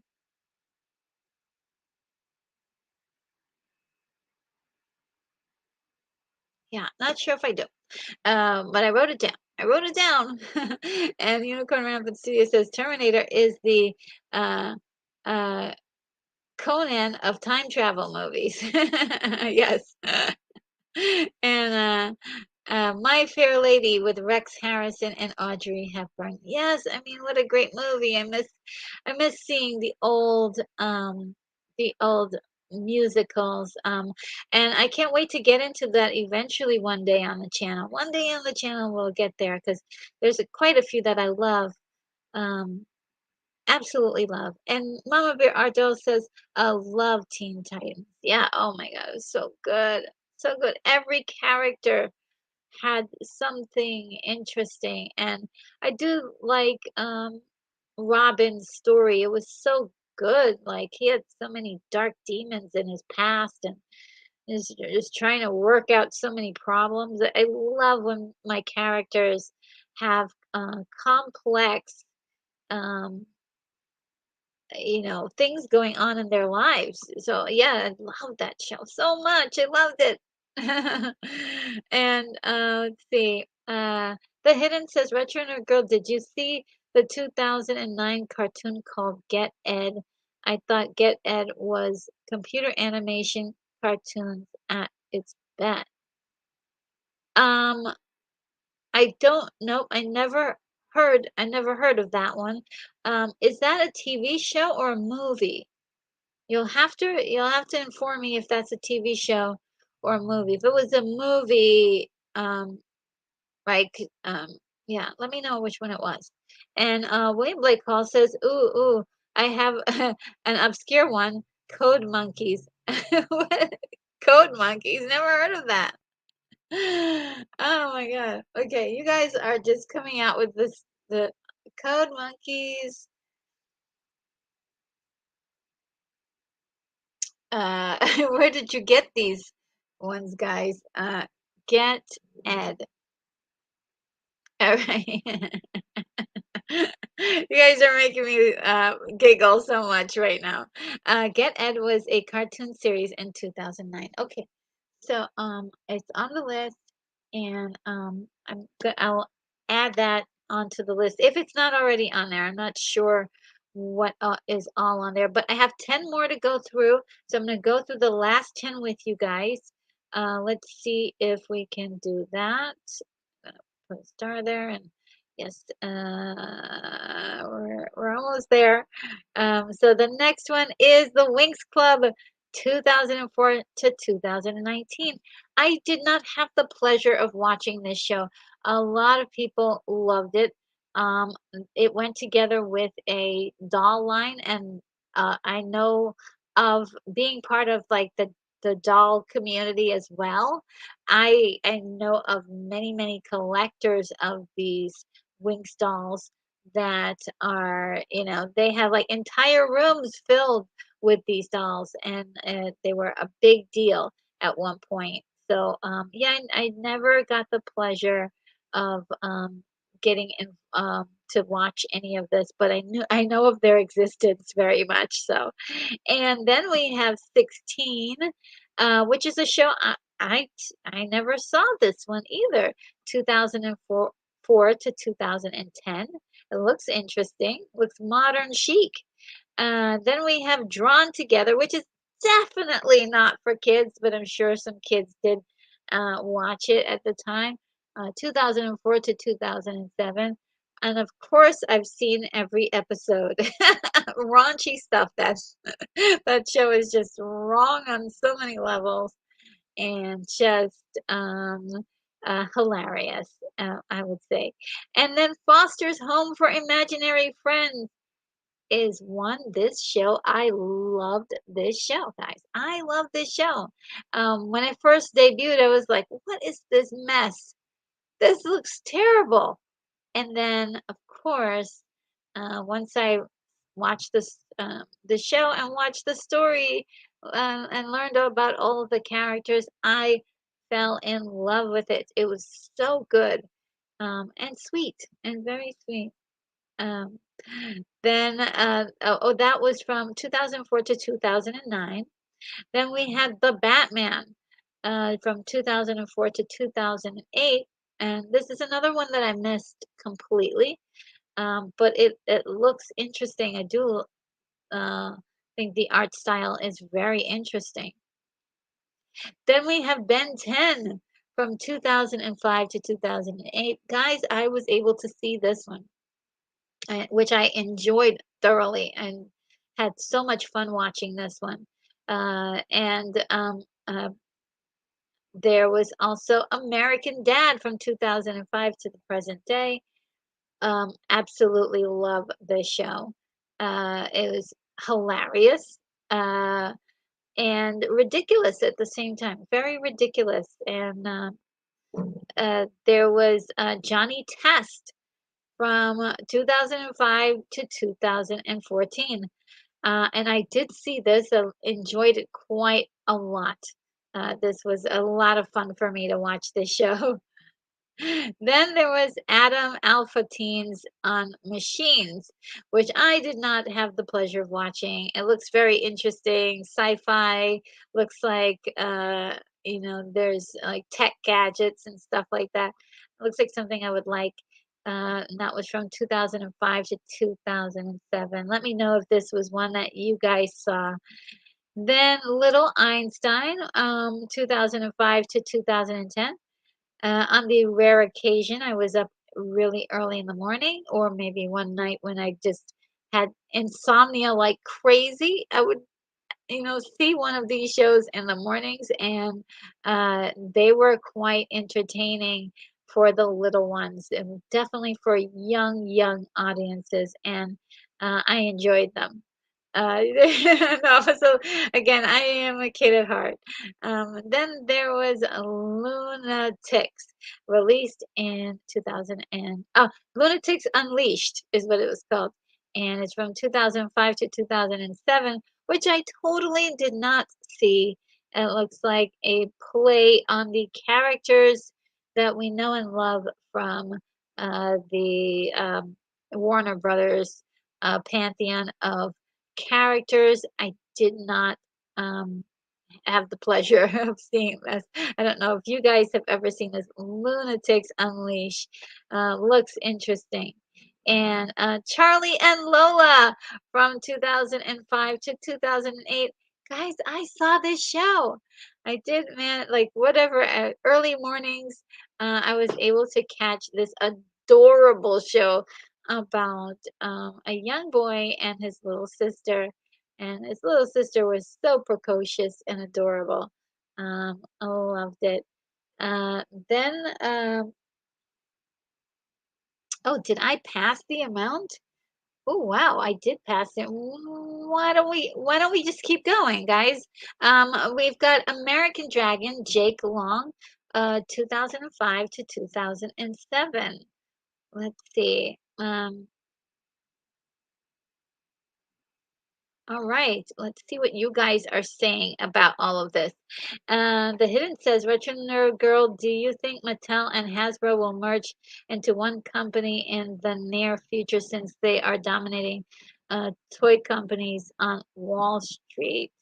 Um, I'm not sure if you asked me a similar question like this last week, and I'm not sure what my answer is, but this is phrased just a little differently. So Mattel and Hasbro really, I think they should remain separate. They are very different, and I think they should stay that way, um, just for the market to have a different uh, flavor. I mean, when you have these companies that just kind of buy up all the smaller companies, they all sort of, all the content then starts to look the same. It's nice when you have different companies doing different things, serving different audiences. So I think they should stay separated. Um, and the hidden says, Retro Nerd Girls, since you remember and like Ben 10, how do you feel about Generator X? Um, Generator X. Um, Let me look that up. Is that from the show? Because it's been a while. It's been like over 10 years since I've seen that show. Perhaps. Let's see. Generator. Here we go.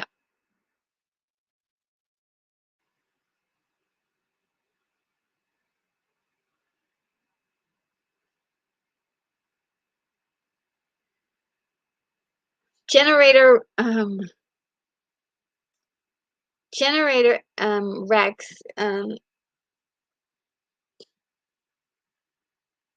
Oh, okay, so it's Generator Rex, not X, was originally intended to take place in the same universe as Ben 10, but that did not come to pass due to both series having different toy licenses. The scrapped shared universe idea would be resurrected 10 years later for Ben 10. Okay, so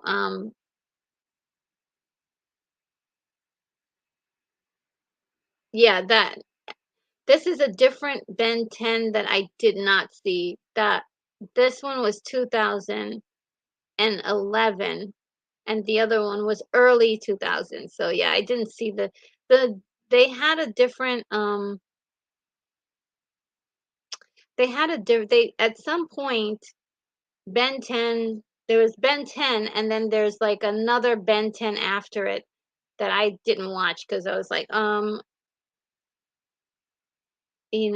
I was busy. I was busy in 2011, uh, doing like more other things. Let's just say that. And John Walker says, I haven't seen any cartoons from recent years, so most of these are all new to me. Oh, cool. Yeah, I mean, anything new here, you can definitely take a look at. Some of them are really good. Some of them are really, really good. So and I'm surprised at how many of them that I was able to continue to watch even after being an adult. And some of them I was like fully in my 30s watching these shows. It's like there was no reason for me to be watching these shows when I did. The heading says, I heard relationship exists between the UK's favorite action man and Adam, but I am uncertain about the details. Oh, okay. Yeah, when we talked about the Action Man last week, which was really cool. And William Blake calls say there's only one relatively recent cartoon I've ever been into, and I'm waiting for it. Oh, oh gosh, I wonder which one this is. Okay, cool, cool. I'm gonna keep going because I think I can finish the entire list today, guys. Maybe if you don't mind me indulging me for a little bit longer. And the hidden says, Retro Nerd Girl. I was trying to say, Generation Rex, not X. Yes, yes, yes. Yeah, that's the one it is. And yeah, by then I was out of the, I, I, I, I really wasn't watching that much cartoons at that time because, life changed dramatically for me, by 2011. Um, and let's keep going on the list since we are doing so well. Um, so we've got Avatar: The Last Airbender, 2005 to 2008. This is one I was not able to watch, but I know of it extensively, and maybe one day I'll have the time to sit down and watch it. But at the moment, yes, it definitely had a big impact in our world today. People love this show so much. Then there was Go Diego Go, which is a spin-off from the Dora show, and I totally missed this one completely from 2005 to 2011. Then there was, did I already do Johnny Test already? I certainly did. This one is a repeat. Um, it looks like a repeat of Johnny Test.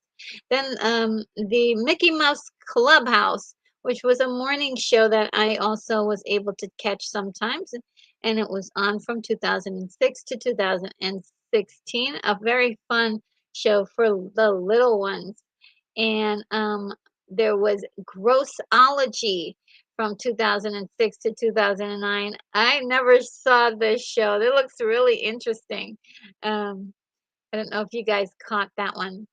Now look at this one. I This is another one that totally missed me. Class of the Titans. What is that? What that looks like it's gonna be awesome. I totally missed this one from 2006 to 2008. But this one I did was able to catch in The Emperor's New School from 2006 to 2008, and that was a fun little show that was on the Disney Channel. I think around the 2000s, I was glued to the Disney Channel, everything Disney Channel for me. Um, then Code Geass. Okay. So uh we were looking for that other one was Code Monkey. This one is Code Geass, which I never saw. This is 2006 to 2008. If you guys have seen this one, let me know. Um, and it says La Touch of the Rebellion. Very interesting. Then there is the Legion of Superheroes, 2006 to 2008. Very interesting. I never saw this one. And then we have Storm Hawks. This is a tongue twister because the two words together really are hard for me to say. Storm Hawks. There we go. 2007 to 2009. Because I have the urge to say for the word hawk to say hawk, which is definitely reveals my New York uh, upbringing. And then there's Word Girl, which I never saw this one, Word Girl, from 2007 to 2002. Let's see. Then Phineas and Ferb, guys, I was able to catch a few episodes of this. I didn't really sit down and watch it a whole lot, but it was definitely fun. It was from the Disney Channel from 2007 to 2000 and oh, what says 2024? We're not even there yet, so it must still be going on. I could do a quick edit right here, and there we go.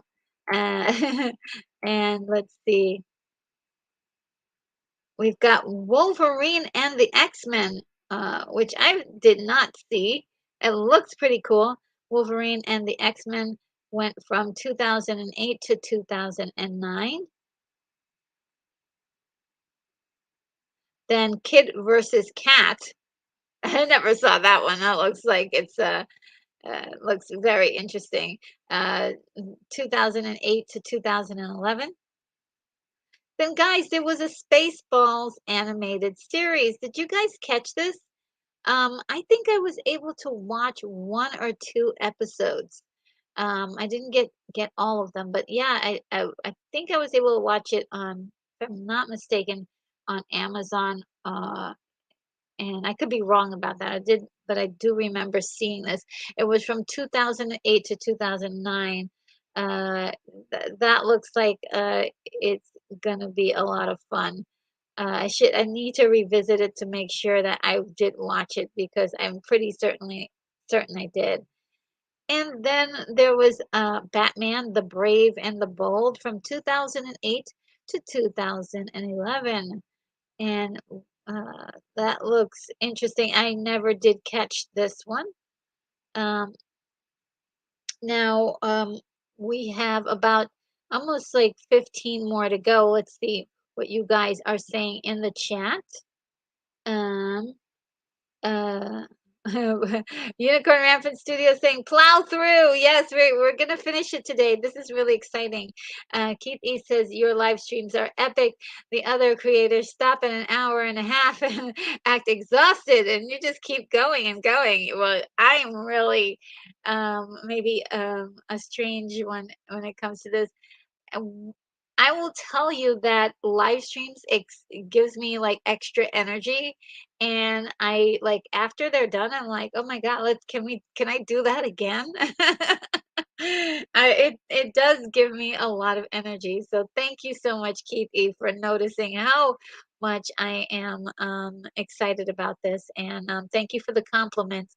Uh, and Mama Bear Art Dark says that Dove says, even if Hasbro and Mattel merge, there should still be a MGA with some very popular toy lines like Rainbow High and Monster High. Yes, oh my God, MGA is they're killing it. Okay, and they've always killed it.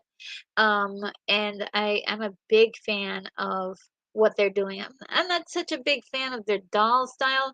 I actually have, well, Rainbow High is just insanely good. I'll talk about that in another stream. I actually have two Rainbow Highs, and they're going to be moon princesses in a storyline I'm working on. But yeah, they're just incredible, and I think we need other companies. That's why, I'm gonna give an example, uh, like Disney, right?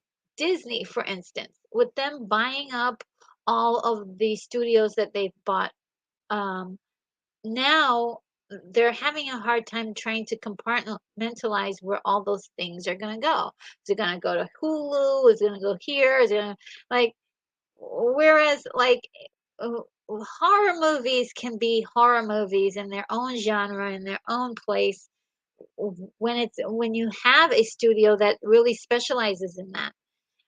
No longer can we go to one studio and say, "Hey, we're going to get this, and this precious content that we like." And so, I don't mind there being more studios or more businesses out there that are giving us more variety. Like, I don't want the only handbag that is available to only be one company, like a Louis Vuitton. Like, what if I don't like those bags? And why don't we need to have variety, and that I think that goes with all entertainment, and definitely toys. I want there to be a variety for us to choose from when it comes to toys. I want kids to be able to play with more than just one style of toy. And remember the last time when we were talking about this, I was saying that the way Hasbro does like fashion dolls and the way that Mattel does fashion dolls are totally different. and they would have to come to some sort of agreement on how to proceed forward with fashion dolls, really. And so um, that's kind of like takes away what's special from Mattel dolls or their action figures and what's special about Mattel's dolls and action figures and so on and so forth. I just like those things being separate. Oh, great conversation. Great conversation, guys. Unicorn Rampant Studio says RNG has a lot of territory to cover. Yes. Oh my God.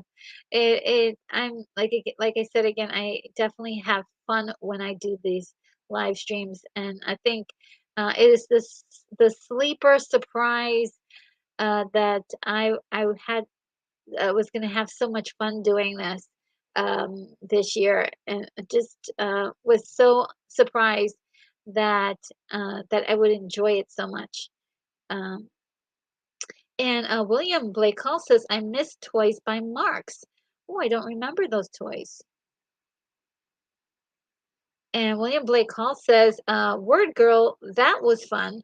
Oh yeah, I see. Look, William Blake Hall, you said you wasn't gonna know any. See, I don't even know about Word Girl.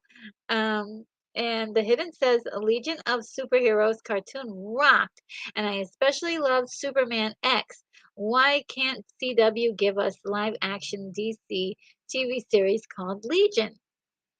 Yeah, that sounds like a fun thing.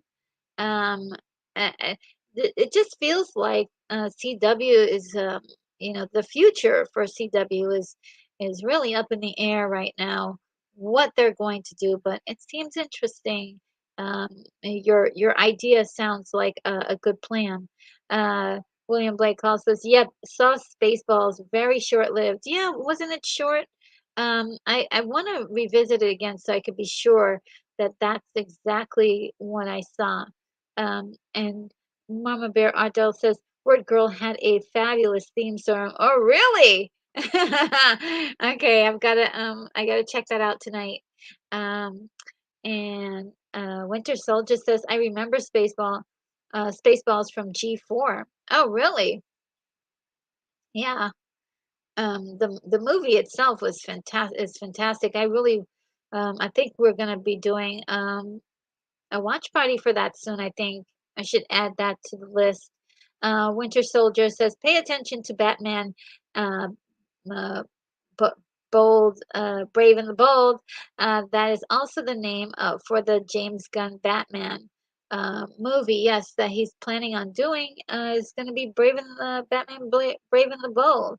And I don't really feel I'm not sure if I'm excited about that at all, but I am excited for Swamp Thing. I'm really looking forward to see what happens with that particular movie because Swamp Thing really has a lot of potential to have its own universe and really take off. I would love for somebody to just dive into Swamp Thing and just do it up good, you know? And we really need a gorgeous, front running girlfriend for a Swamp Thing in reminiscent of what they did back in the day. I do love a little romance in my stories, just a little romance. Now William Blake calls his word up. It's word girl. Okay, I look. I'm writing this down. Uh, let me see. Word girl theme song. Yeah, we're totally checking that out. And Terry Talks Movie says the Brave and the Bold was great. So many deep cut DC superheroes showed up in it. Oh, really? See, now I'm looking. I think I should see that because it looks interesting. And Mama Bear Artdell says if you want to do a Rainbow High stream, count me in. Oh, really? Wow, yes. Um, uh, yeah. Do you have a lot of those dolls? I have two for sure. And I wanted to get some clothes for them that I was gonna refashion. But it's just like really expensive, and I have to get, like, other dolls, and once I get the dolls, I'm like, "Oh, no." Actually, what am I talking about? I have 3 of them because I got one of the boy dolls, and he's just so adorable. He's gonna be, a prince, that one of them has to marry, an arranged marriage, but of course, that's where the drama is. They don't want to be forced to marry anybody, and so there's gonna be a great deal of drama surrounding that in my story. I love it. I love it. I love it. Oh yeah, she says I'll pull out the collection. Oh snap! Okay, yes. Okay, good. Well, okay, I have to talk to you then because I'm not sure if I could should do that on this channel. But I do have, I know a secret, everybody. I do have another channel that's only about dolls and stuff like that. So we'll talk, we will talk, we will talk. The Unicorn Rampant Studio says The Brave and the Bold were the first comics I bought off the stand. Always loved them. Oh, really? Wow. I didn't know it was a comic book too, or comic like an actual comic. The Hidden says, Retro Nerd Girl, did you see the 2018 cartoon Gen Lock starring my favorite actor David Tennant? It would be awesome if the Transformers cartoons emulated techniques, styles from Gen Lock. Never heard of it. Yeah, I'll write it down.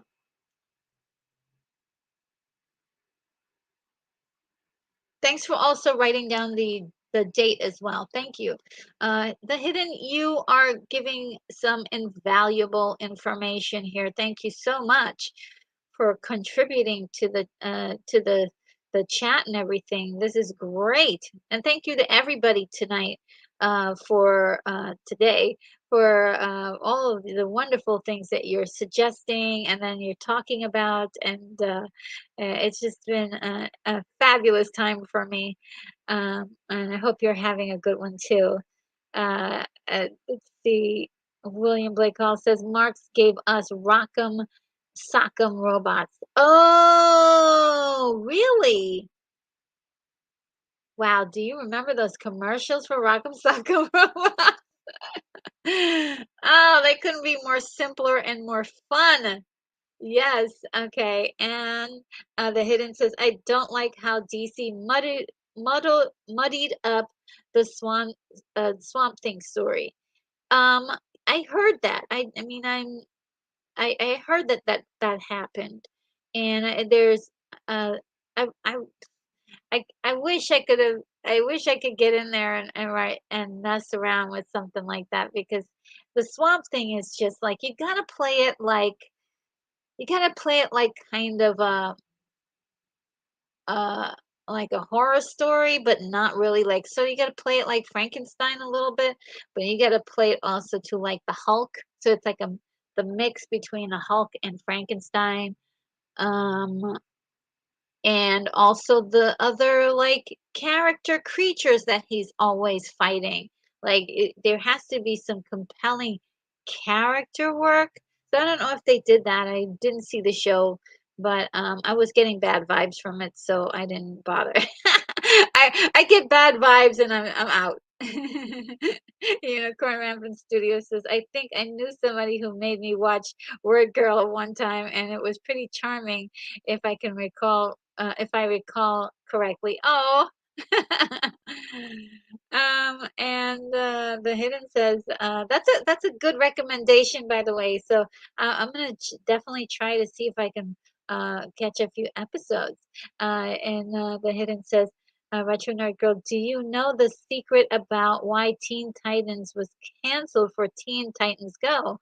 The true story about Titans has remained a mystery for years. No, I don't know the story, unfortunately. That will, yeah, we'll have to wonder about that one. Now let me see if I can finish off this list. This might be it, guys. We may be able to finish it. Uh, let's see. Okay, so there was Star Wars: The Clone Wars. It looks like there was another one. Am I correct in saying that? That there was one, and then there was another one from 2008 to 2020. Um, uh, Let me know if I'm correct about that, that there were two different airings of the Clone Wars.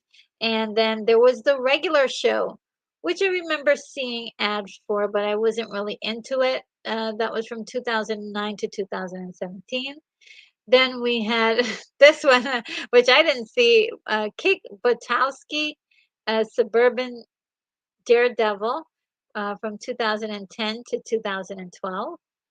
Uh, then there was Wild Kratts, which I can't even begin to tell you what this is about. From 2010 is when this one came out. Never seen that one. Then there's Adventure Time, 2010 to 2018. This one is a big hit. Everybody loves this one. But I never did get a chance to see any of the episodes yet, but I do know quite a bit about the storyline and things like that from it's being so popular. Um, yeah, I do know a bit about it, but I don't know. I've never actually seen it, any of the shows. Um, then there's Scaredy Squirrel from 2010 to 2013. This is one I have not had the pleasure of seeing. Interesting, interesting, from 2010 to 2013. Um, then there's Young Justice from 2010 to 2022. This looks really good. I've never seen this one, but if anybody has, please let me know in the chat. I want to hear your thoughts on that. Then there was the Avengers, Earth's Mightiest Heroes from 2010 to 2012. There was also Avengers Assemble 2012 to 2019. Then we have a Symbiotic Titan from 2010 to 2011. This looks really, really good. I didn't even I've never seen this before, but it looks really good. I do like the animation style. It's a little bit on the artsy, unique style front, but it's interesting. It's interesting. It's interesting to me. Then we have Planet Sheen from 2010 to 2013. And I forgot what this was, if this was a spin-off of something, but I did see this show. I did manage to see this show, which was quite funny. Then we have the Green Lantern animated series from 2010 to 2013. Uh, and then I'm going to do one more before, and then there's one more batch after this. Then we have Bob's Burgers from 2011 to the present day. That is quite interesting. I know that a lot of people like this show, and I don't think I've even caught one episode, but I do know that it's one of those shows that a lot of people like. See. Okay, well, you guys have been so you're so quiet. Okay, let's keep going then, since you guys are quiet in the chat. You're ready for the end of the list. Let's see. Okay, the next part is the amazing world of Gumball, which was able to maybe catch one or two episodes. This was from 2011 to 2019. We've got The Legend of Korra from 2012 to 2014. Another one that I didn't catch. I know that it's in relation to or has a similar style to the last Airbender. Then we have Rocket Monkeys. We didn't get to Code Monkey, but we've got Rocket Monkeys from 2012 to 2016. Then we have Gravity Falls from 2012 to 2016.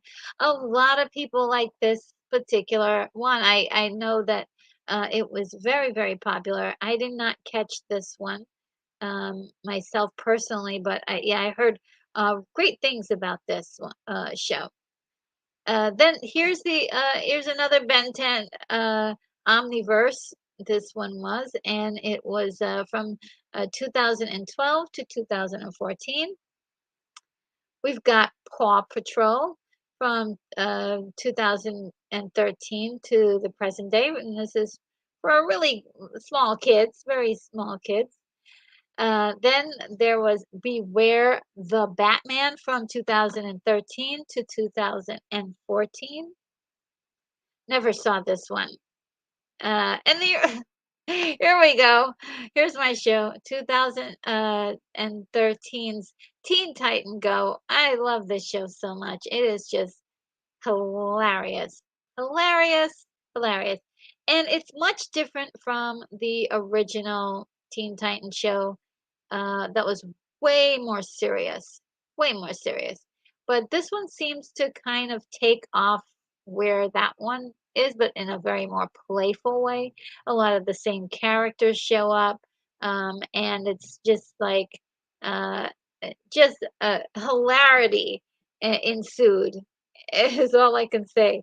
I remember spending a day just laughing and giggling watching that show. Then the 7D is a show that was on Disney XD, which I did not get to see, but it was the I guess the Seven Dwarfs from Snow was it Snow White? Yeah, Snow White. And this was from 2014 to 2016. We have Pen Zero, Part-Time Hero. Never saw this one, but all of the little graphics on that poster looks fascinating. I am interested. Count me in. I want to check it out. It's from 2014 to 2017. Then we have Star Wars Rebels. This is another show that I didn't quite catch, but I do know quite a bit about it because, again, I had to do research in order to watch The Mandalorian. And if you're going to watch the new Ahsoka show on Disney Plus, it's probably a good thing for you to watch Rebels or at least get someone to give you a rundown on who the characters are and what the show is about, and also Wars as well. And this was from 2014 to 2018. Ooh, we're almost there, guys. We've got Star versus the Forces of Evil from 2015 to 2023. Never saw this before, but it looks cute. It looks really cute. Uh, then we have Future Worm from 2016 to 2018. Never saw this one before. And let's see, Castlevania is one that people have been raving about, and I really need to see it from 2017 to 2021. Um, uh, we've got Big Hero 6, the series from 2017 to 2020. I never did watch this show, but I did manage to catch the movie, which is a tearjerker, to tell you the truth. It was really good. But this looks fantastic. I really wish I could have caught that. And yeah, that's the end of the list. And I totally missed a big one. And you guys can tell me which ones I missed that are more the more recent ones. But thank you for joining me. It is a wonderful stroll down memory lane. Oh my goodness. Now let's see what you guys are saying in the chat. Mama Bear Art Doll says Young Justice was good, had more grown up, had a more grown up feel than Teen Titans, and semi different cast, including Superboy and Miss Martian. Oh, okay, cool. Young Justice. It looked good, really cool, and I like the art style too. And Mama Bear Art Doll says I saw all of the Last Airbender and Korra, and admittedly I struggle with Korra. Oh, really? Hmm. And the Hidden says, you have a valid point regarding the company merger between Mattel and Hasbro. Negatives being jobs losses and price hikes. Yes, and I was thinking Hasbro's Eggheads could improve the fail movie Max Steel. Oh, okay. Well, yeah, they still could do, they could still do things. I believe when it comes to the movies, isn't Hasbro also under Warner Brothers as well, or am I getting that mixed up with something else? Because I think Hasbro and Warner Brothers also has a deal to make movies. I could be wrong. I could be wrong. I could be wrong. William Blake Hall says, "Wow, this may be all up to me, but so here goes. Archer, yes, Archer was so good. Easily my top cartoon of the past 14 years. Yes, Archer was incredible. Um, and I'm not sure if I didn't put it on the list because um, of when it was released or something, but yeah, that should be on the list. So Archer was fantastic. It is fantastic, but my favorite is always going to be the first two seasons. After that, it gets a little weird, but I did love the first two seasons so much. Just just hilarious stuff. I almost wish that there was a live action Archer, and I always fan cast um Henry Cavill playing Archer because there's a scene in the movie that he did where he plays the character Solo, that just reminded me is had like a very Archer feel to it, where he's like sitting in a van or in a truck and he's just drinking wine, and yeah, it's just interesting moment there. Uh, and I forgot the name of the movie. You guys, if you could remember the name of the movie where he plays Solo, and he's like a spy or something, and it was from a TV show. I love Archer. That TV show is fantastic. Just edgy and weird and wild and crazy, and unapologetic. Unicorn Rampant Studio says, yes, I was wondering about Archer. Yes, I'm sorry, guys, I didn't put Archer on the list, but I will add it in my final result. But and I will let you guys know what I do with the final thing that I do. Somebody was saying I should just make a book out of it, and I was like, oh, maybe we'll see. We'll see. The Hidden says, you have, oh, yes, okay, I got that one. Oh, I wonder why it showed that to me again. William Blake Hall says, Lana, here, put us in the danger zone here. Oh, yes. Yes, in the danger zone. Yes, absolutely. He my favorite thing is that he would be Lana, Lana, Lana, and then she'd go, "What?"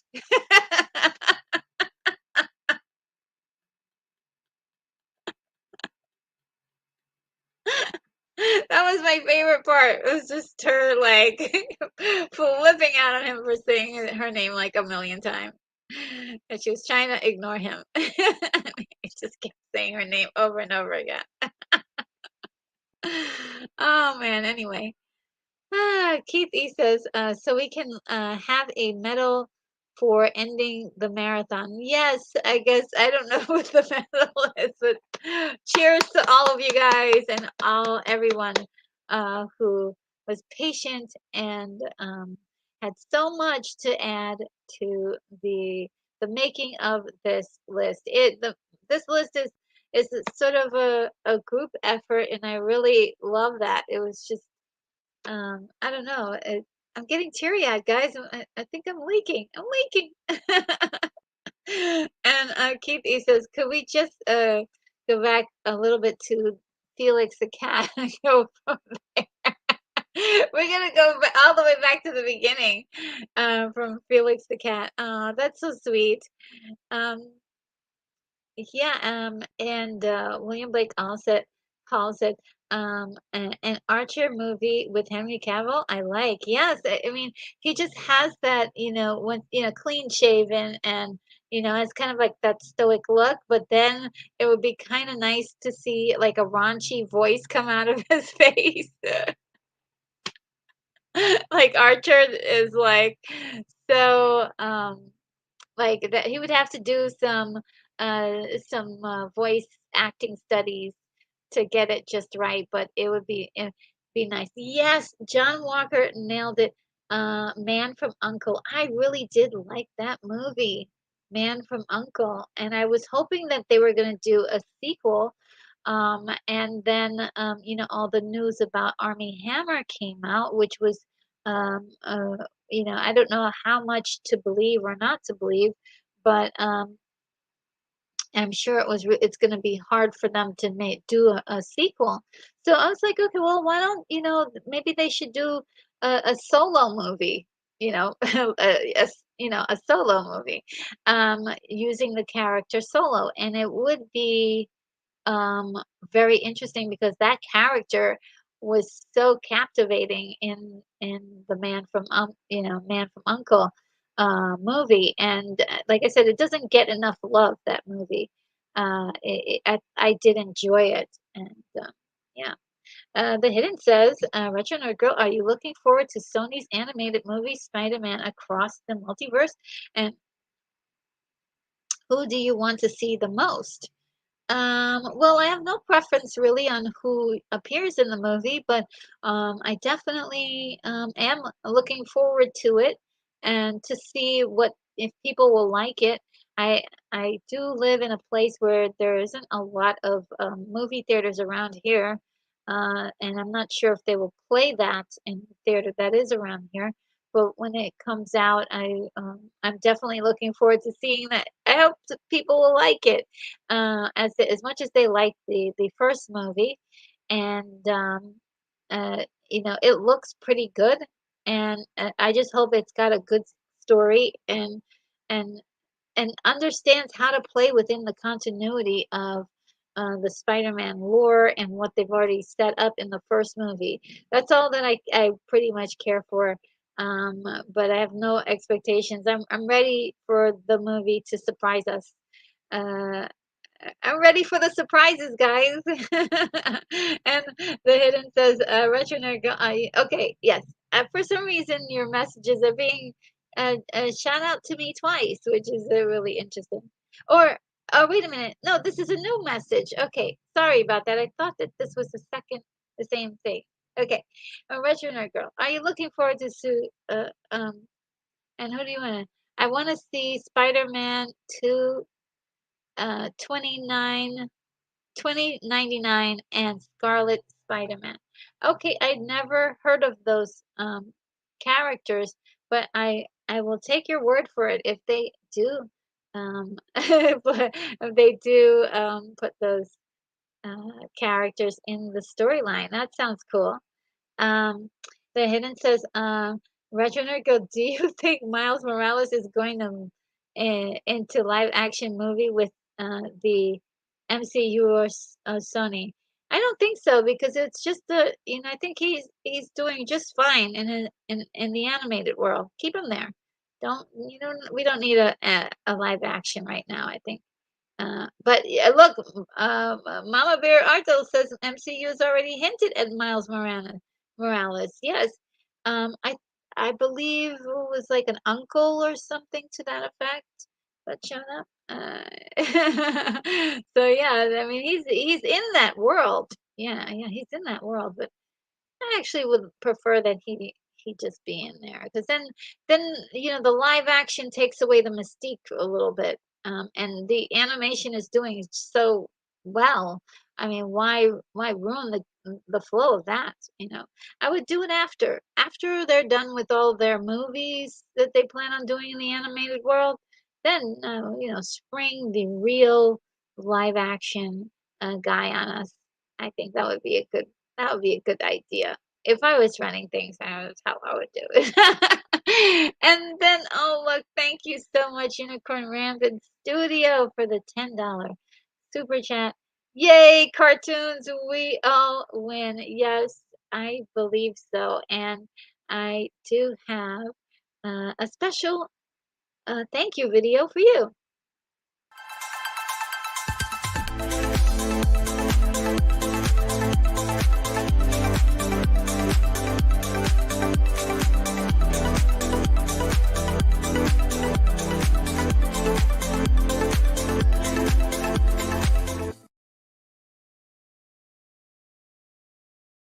Oh man, that is a cool little drop. The whole time I'm like this. Like I'm like doing my head bop like they did on that Saturday Night Live sketch uh for that song What Is Love that they would always play.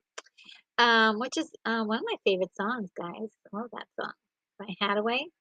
All right, and then William Blake Hall says, I'd like to see John Hamm try Archer. Oh yeah. Oh wow.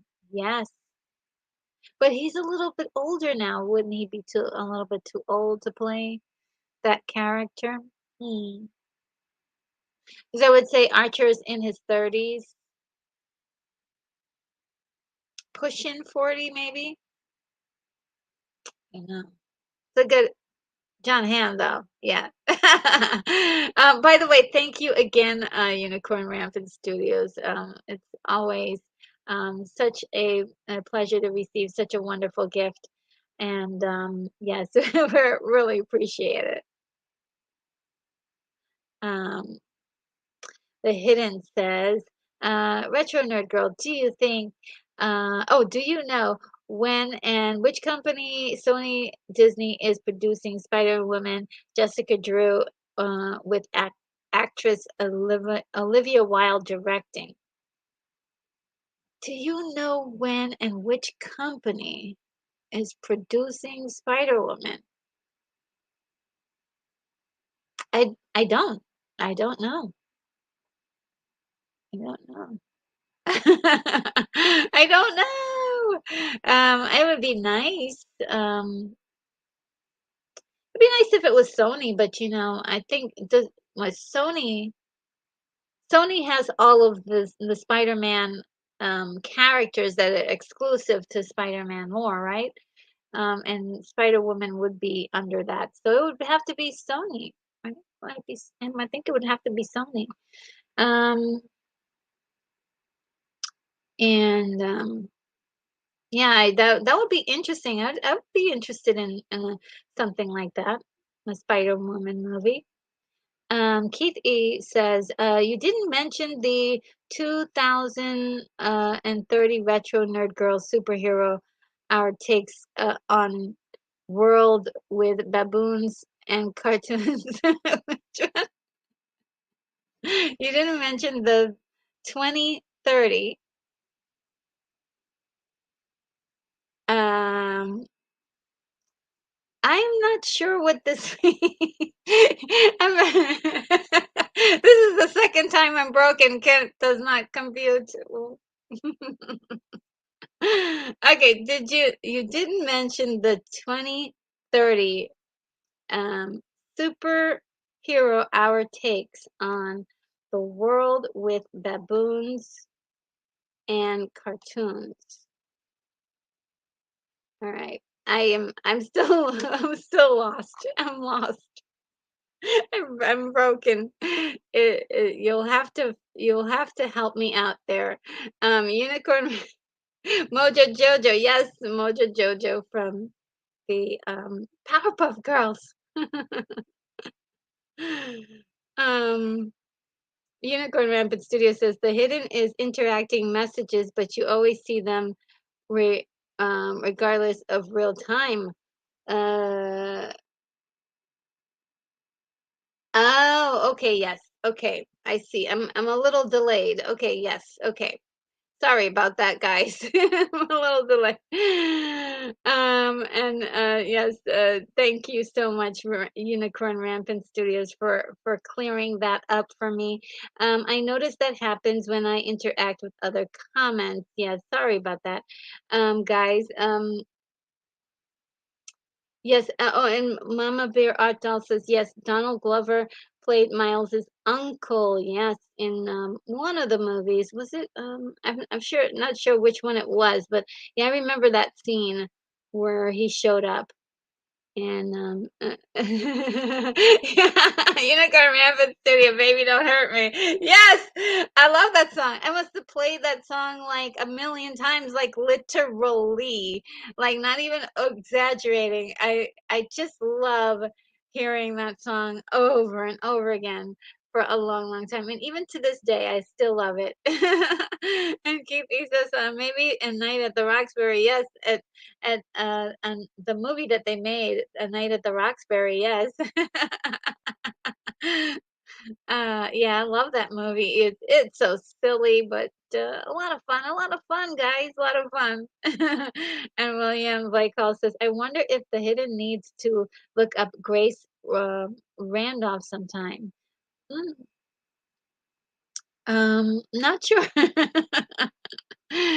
I like Grace. I think she's very interesting. I've been following her since, ooh, 2009. No, earlier than that, because she was on this one channel called Indie Mogul, and there was like a 3 or 4 minute segment that she would do, and man, yeah, it was like a very interesting thing where she did like little reviews, but also she went to movie theaters and asked people what they felt about how they felt about the movies. That's how long I've been watching her, like for a long time. Um, and oh, Keith E, you're projecting you're projecting the future. All right, that's why, time travel. I'm good at going back in time. It's really hard looking forward. Thank you for clearing that up. Oh gosh, Mama Bear Ardell says I haven't heard about a Spider-Man woman movie. Yeah, me either. I haven't heard of it, but if that is happening. I'm very curious, and I really would hope that they would do something interesting with her costume, if they did. I really would like to see an interesting play on costume. Um, back to the old comic books. Because I used to think that the comic costume for Spider Woman was very unique. I loved it actually. Daryl Johnson says, "Holy moly, what a time to come back!" Yes. And let's see. And Botanical Brother says, love, I used to live in Roxbury, Massachusetts. Oh, okay. Um, I didn't know that was an actual play. Mama Bear Doll says, I prefer Syl Abdul over Grace. Well, I mean, we're part of Syl Nation, of course. Yeah, I mean, I guess with me and Grace, Grace is more like, the reason why I like Grace is because of nostalgia, I would say, but it, still is a true friend of the channel, and he's a wonderful guy. And definitely, you know, definitely one of our friends. Yeah.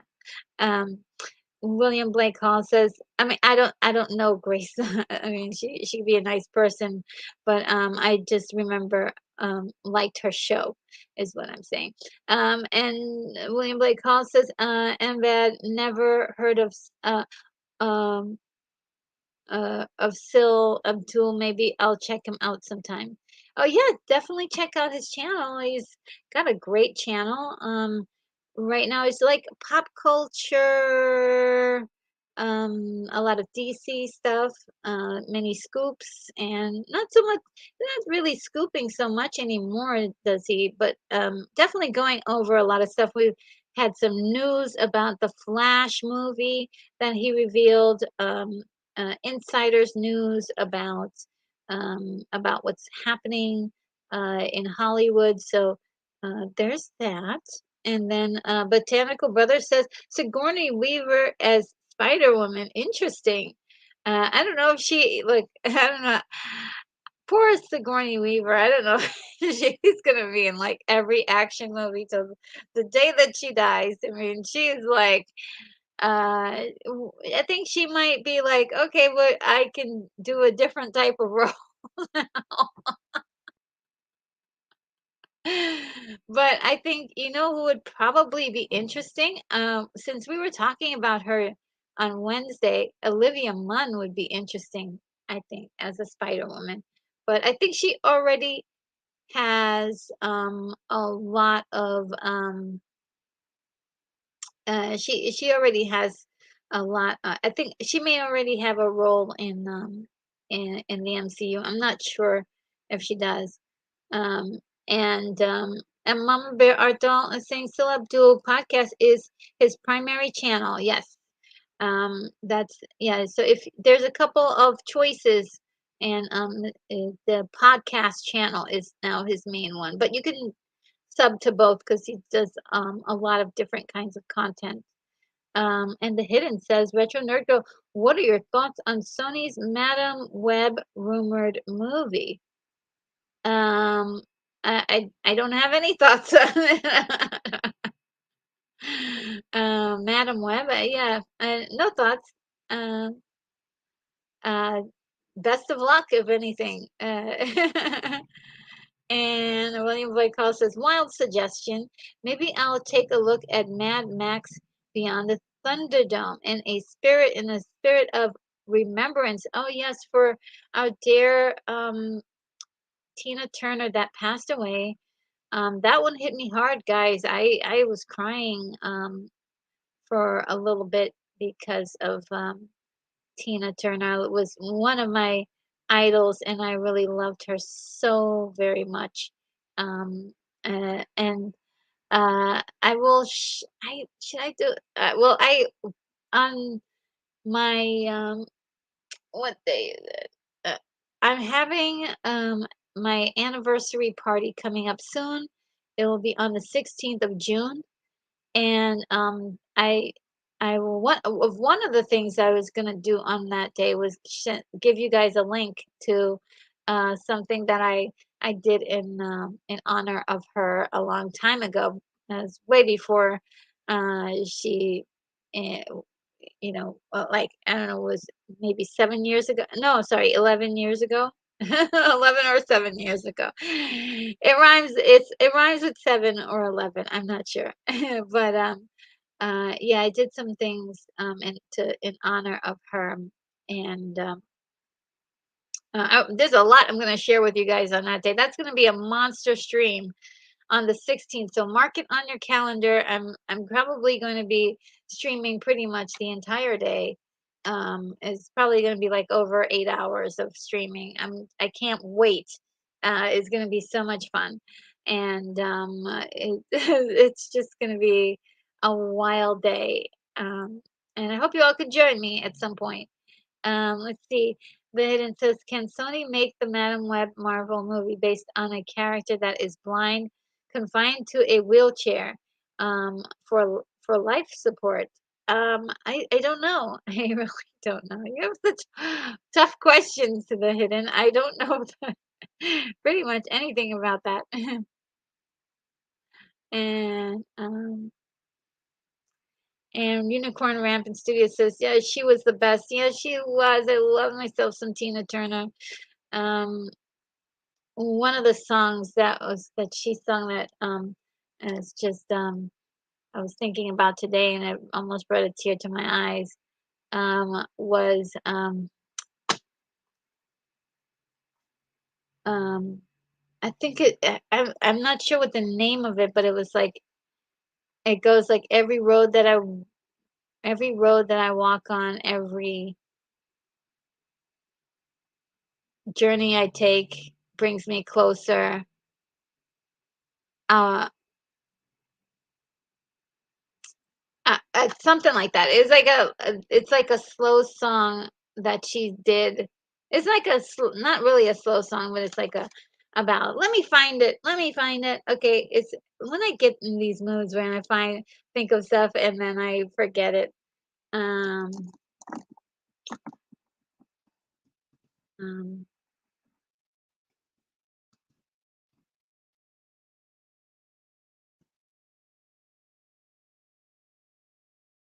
oh, Break Every Rule. That's the name of it. Break Every Rule. I'm gonna tell you guys something. When I was a kid, um,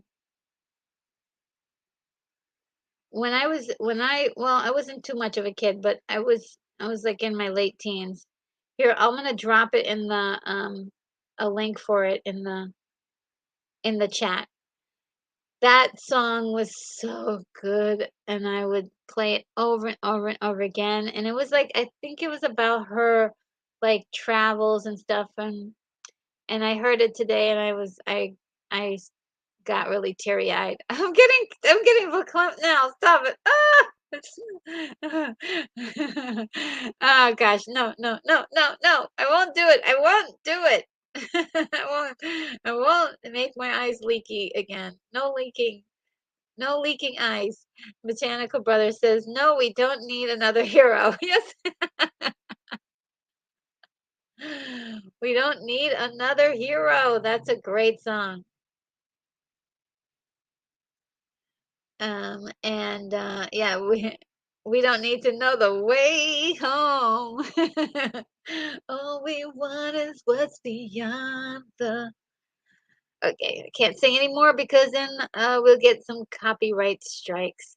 One of my favorite jams, Botanical Brother says. Oh, yes, I mean, she was fantastic. Those legs too. Mama Bear Art Doll says, I debated drawing Tina from Mad Max. Oh wow. Yeah. Yeah, she was great in that movie and she had such a great look. They gave her such a great look. I loved it. Um oh my God, I dressed up as Tina one year for Halloween. It was hilarious because I was doing all of her mannerisms and stuff, and my mom could not stop laughing while I was doing that. While I was pretty much in like Tina cosplay, she could not stop laughing. But yeah, that was just so much fun.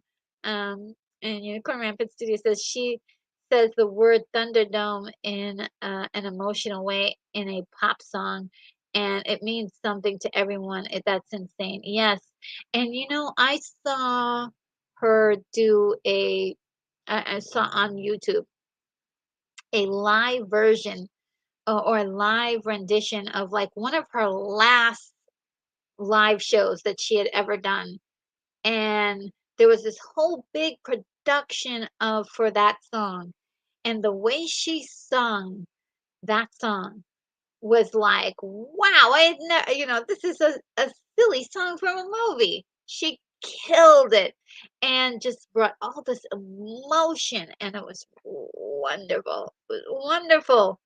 Just wonderful, guys. Botanical Brother says, all we want is life beyond the Thunderdome. Yes, and Mama Bear Ardell says, love Tina so much. She was so incredible, wasn't she? All that energy she had. just wonderful. And what's love got to do with it? What a song! What a song! And just her attitude in that video, um, just her movements and her, uh, her effervescence, just wonderful. John Walker says, on the 16th of June, you could do some karaoke. I already did the karaoke for that. Should I just put it in the chat? I'm like, uh, w- I'll put it in the chat on. I'm saving that for the 16th. So on the 16th, there's going to be a lot of personal stuff then or other stuff that I'm going to talk about. And I wanted to talk to everybody also about, YouTube and the process and all that stuff. And go down memory lane for the channel. It's really gonna be a lot of fun, guys. Gonna be a lot of fun. And the hidden says Netflix succeeded with Daredevil, but he could walk. Fox made it work with Professor X, even though he used a wheelchair. But he could see. Madam X can't see, but she can't, and she can't walk. Yeah, I don't know what to say about that. Um, we'll have to wait and see what happens if they'll even tackle the situation. I mean, if anything happens, they can always rely on the comics to help them with the storyline. So that's cool. I mean, how did she do it in the story in the comic books? No, I just have to follow that lead there. And Botanical Brother says, "What's love got to do with it? Everything." Yes, it's so true. So true. And also mentioned "Simply the Best." What a great song. I also liked her rendition of "Addicted to Love." Um, and oh yes, "Private Dancer." I'm your private dancer. And Botanica brother says, crying is okay. Yes, oh God, let it go. Thank you very much for allowing me to cry a little bit if I need to. And the hidden says, R.I.P. Tina Turner. Yes. And I think it's really important for us to, always like remember people like Tina Turner and remember the joy and entertainment she gave to the world. And so it's like we have tears of sadness that she's gone, but also tears of joy that she was even in our world. So yeah, I'm just a big fan, and I I love her so much. Botanical Brother says, RNG, post the photo of yourself in Tina Turner cosplay. I would have to dig it out. I don't know where it is right now. Um,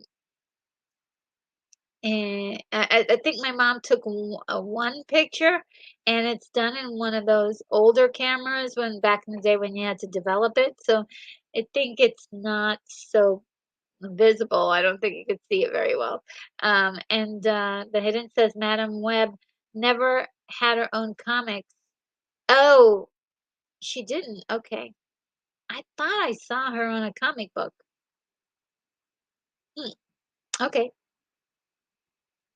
Uh, and John Walker said Steamy Windows was great too. Ooh, I never heard of that one. I need to do my bone up on my Tina Turner. Uh, and the hidden says Madam Web in Marvel is classified as a paraplegic. All right, yes, so they'll have to um, go look at that very carefully as to, how they want to tell that story. William Blake Hall says, never heard of Steamy. John Walker, checking it out now. Yes, that sounds really interesting. I can't wait to look it up. And all right, all right. So we finished, guys. There is no comic book comic what was it called here? Cartoons shows of our childhood part 8. This is the last one and the finale, the 3-hour finale. Thank you, everyone, for being here. And I'm going to close things out. We're going to play that really awesome closing video, in which we will be able to say good night and see you later to our friends, and we'll be able to say good night to the friends that we also made today. And oh, wait, 1 second. We get a couple more statements coming in. We've got a brother saying her ex gets a bad rap, but I don't think she should have gotten uh, to her status. She could have gotten to her status without his influence, respectively. Yes, he did contribute quite a bit to her career. And it just doesn't give, doesn't excuse the things that he did that was really um, terrible to her in the past, but he definitely was a force to be reckoned with in the musical world, and uh, his ideas that he had for this kind of a show revival that he created was pretty fantastic. And even if you see those times when they were performing together, it was incredible, the energy just coming like just coming right off the stage. And if you just watching it on video, just coming right into your world, it's just insane. And and partly like helped to create that.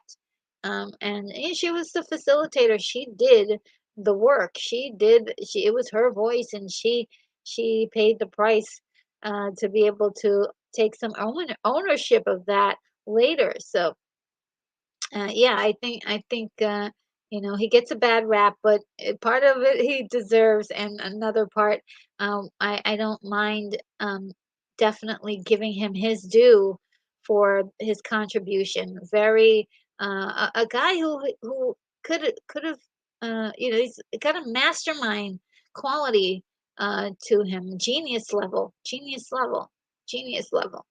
Um, it's just really intensely how so many people who are genius are also plagued with like this negative side too.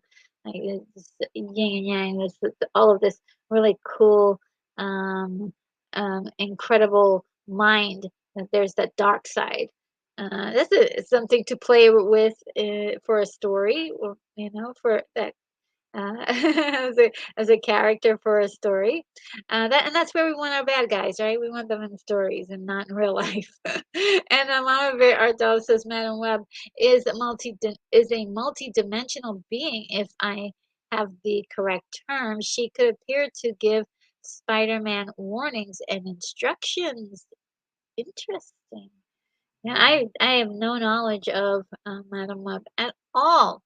But yes, I do admire uh, the that, and let's see. Uh, all right, we've got okay. So I'm starring everything that I need to add to the end of it, and we've got a quick hello from Words and Pictures says that Jill sent me here saying hi before you go. Oh, thank you so much. Oh, Jill. Thank you, Jill. And thank you, Words and Pictures, for stopping by.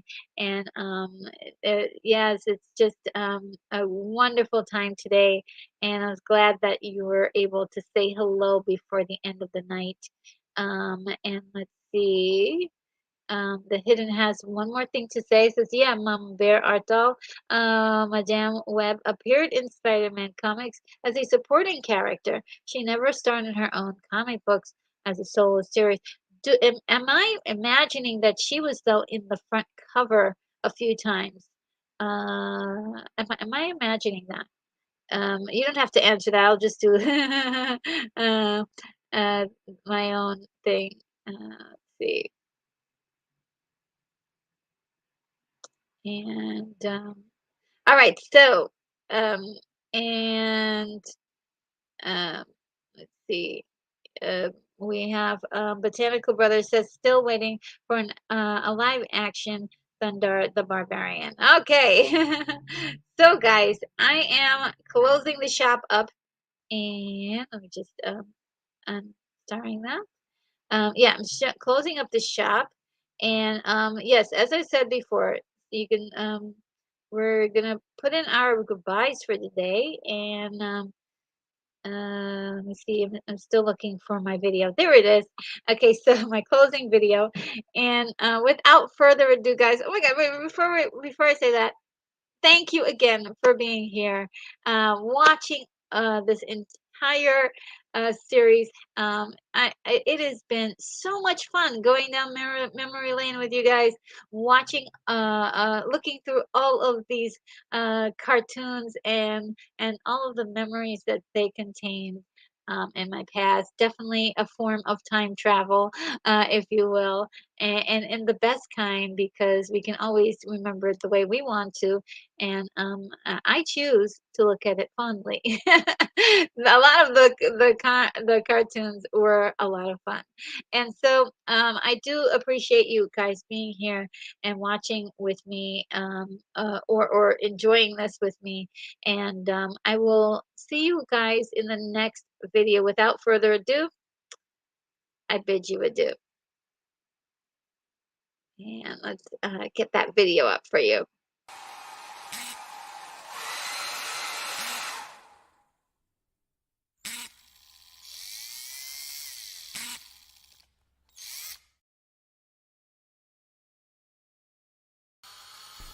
Retro Nerd Girl, you are clear for takeoff.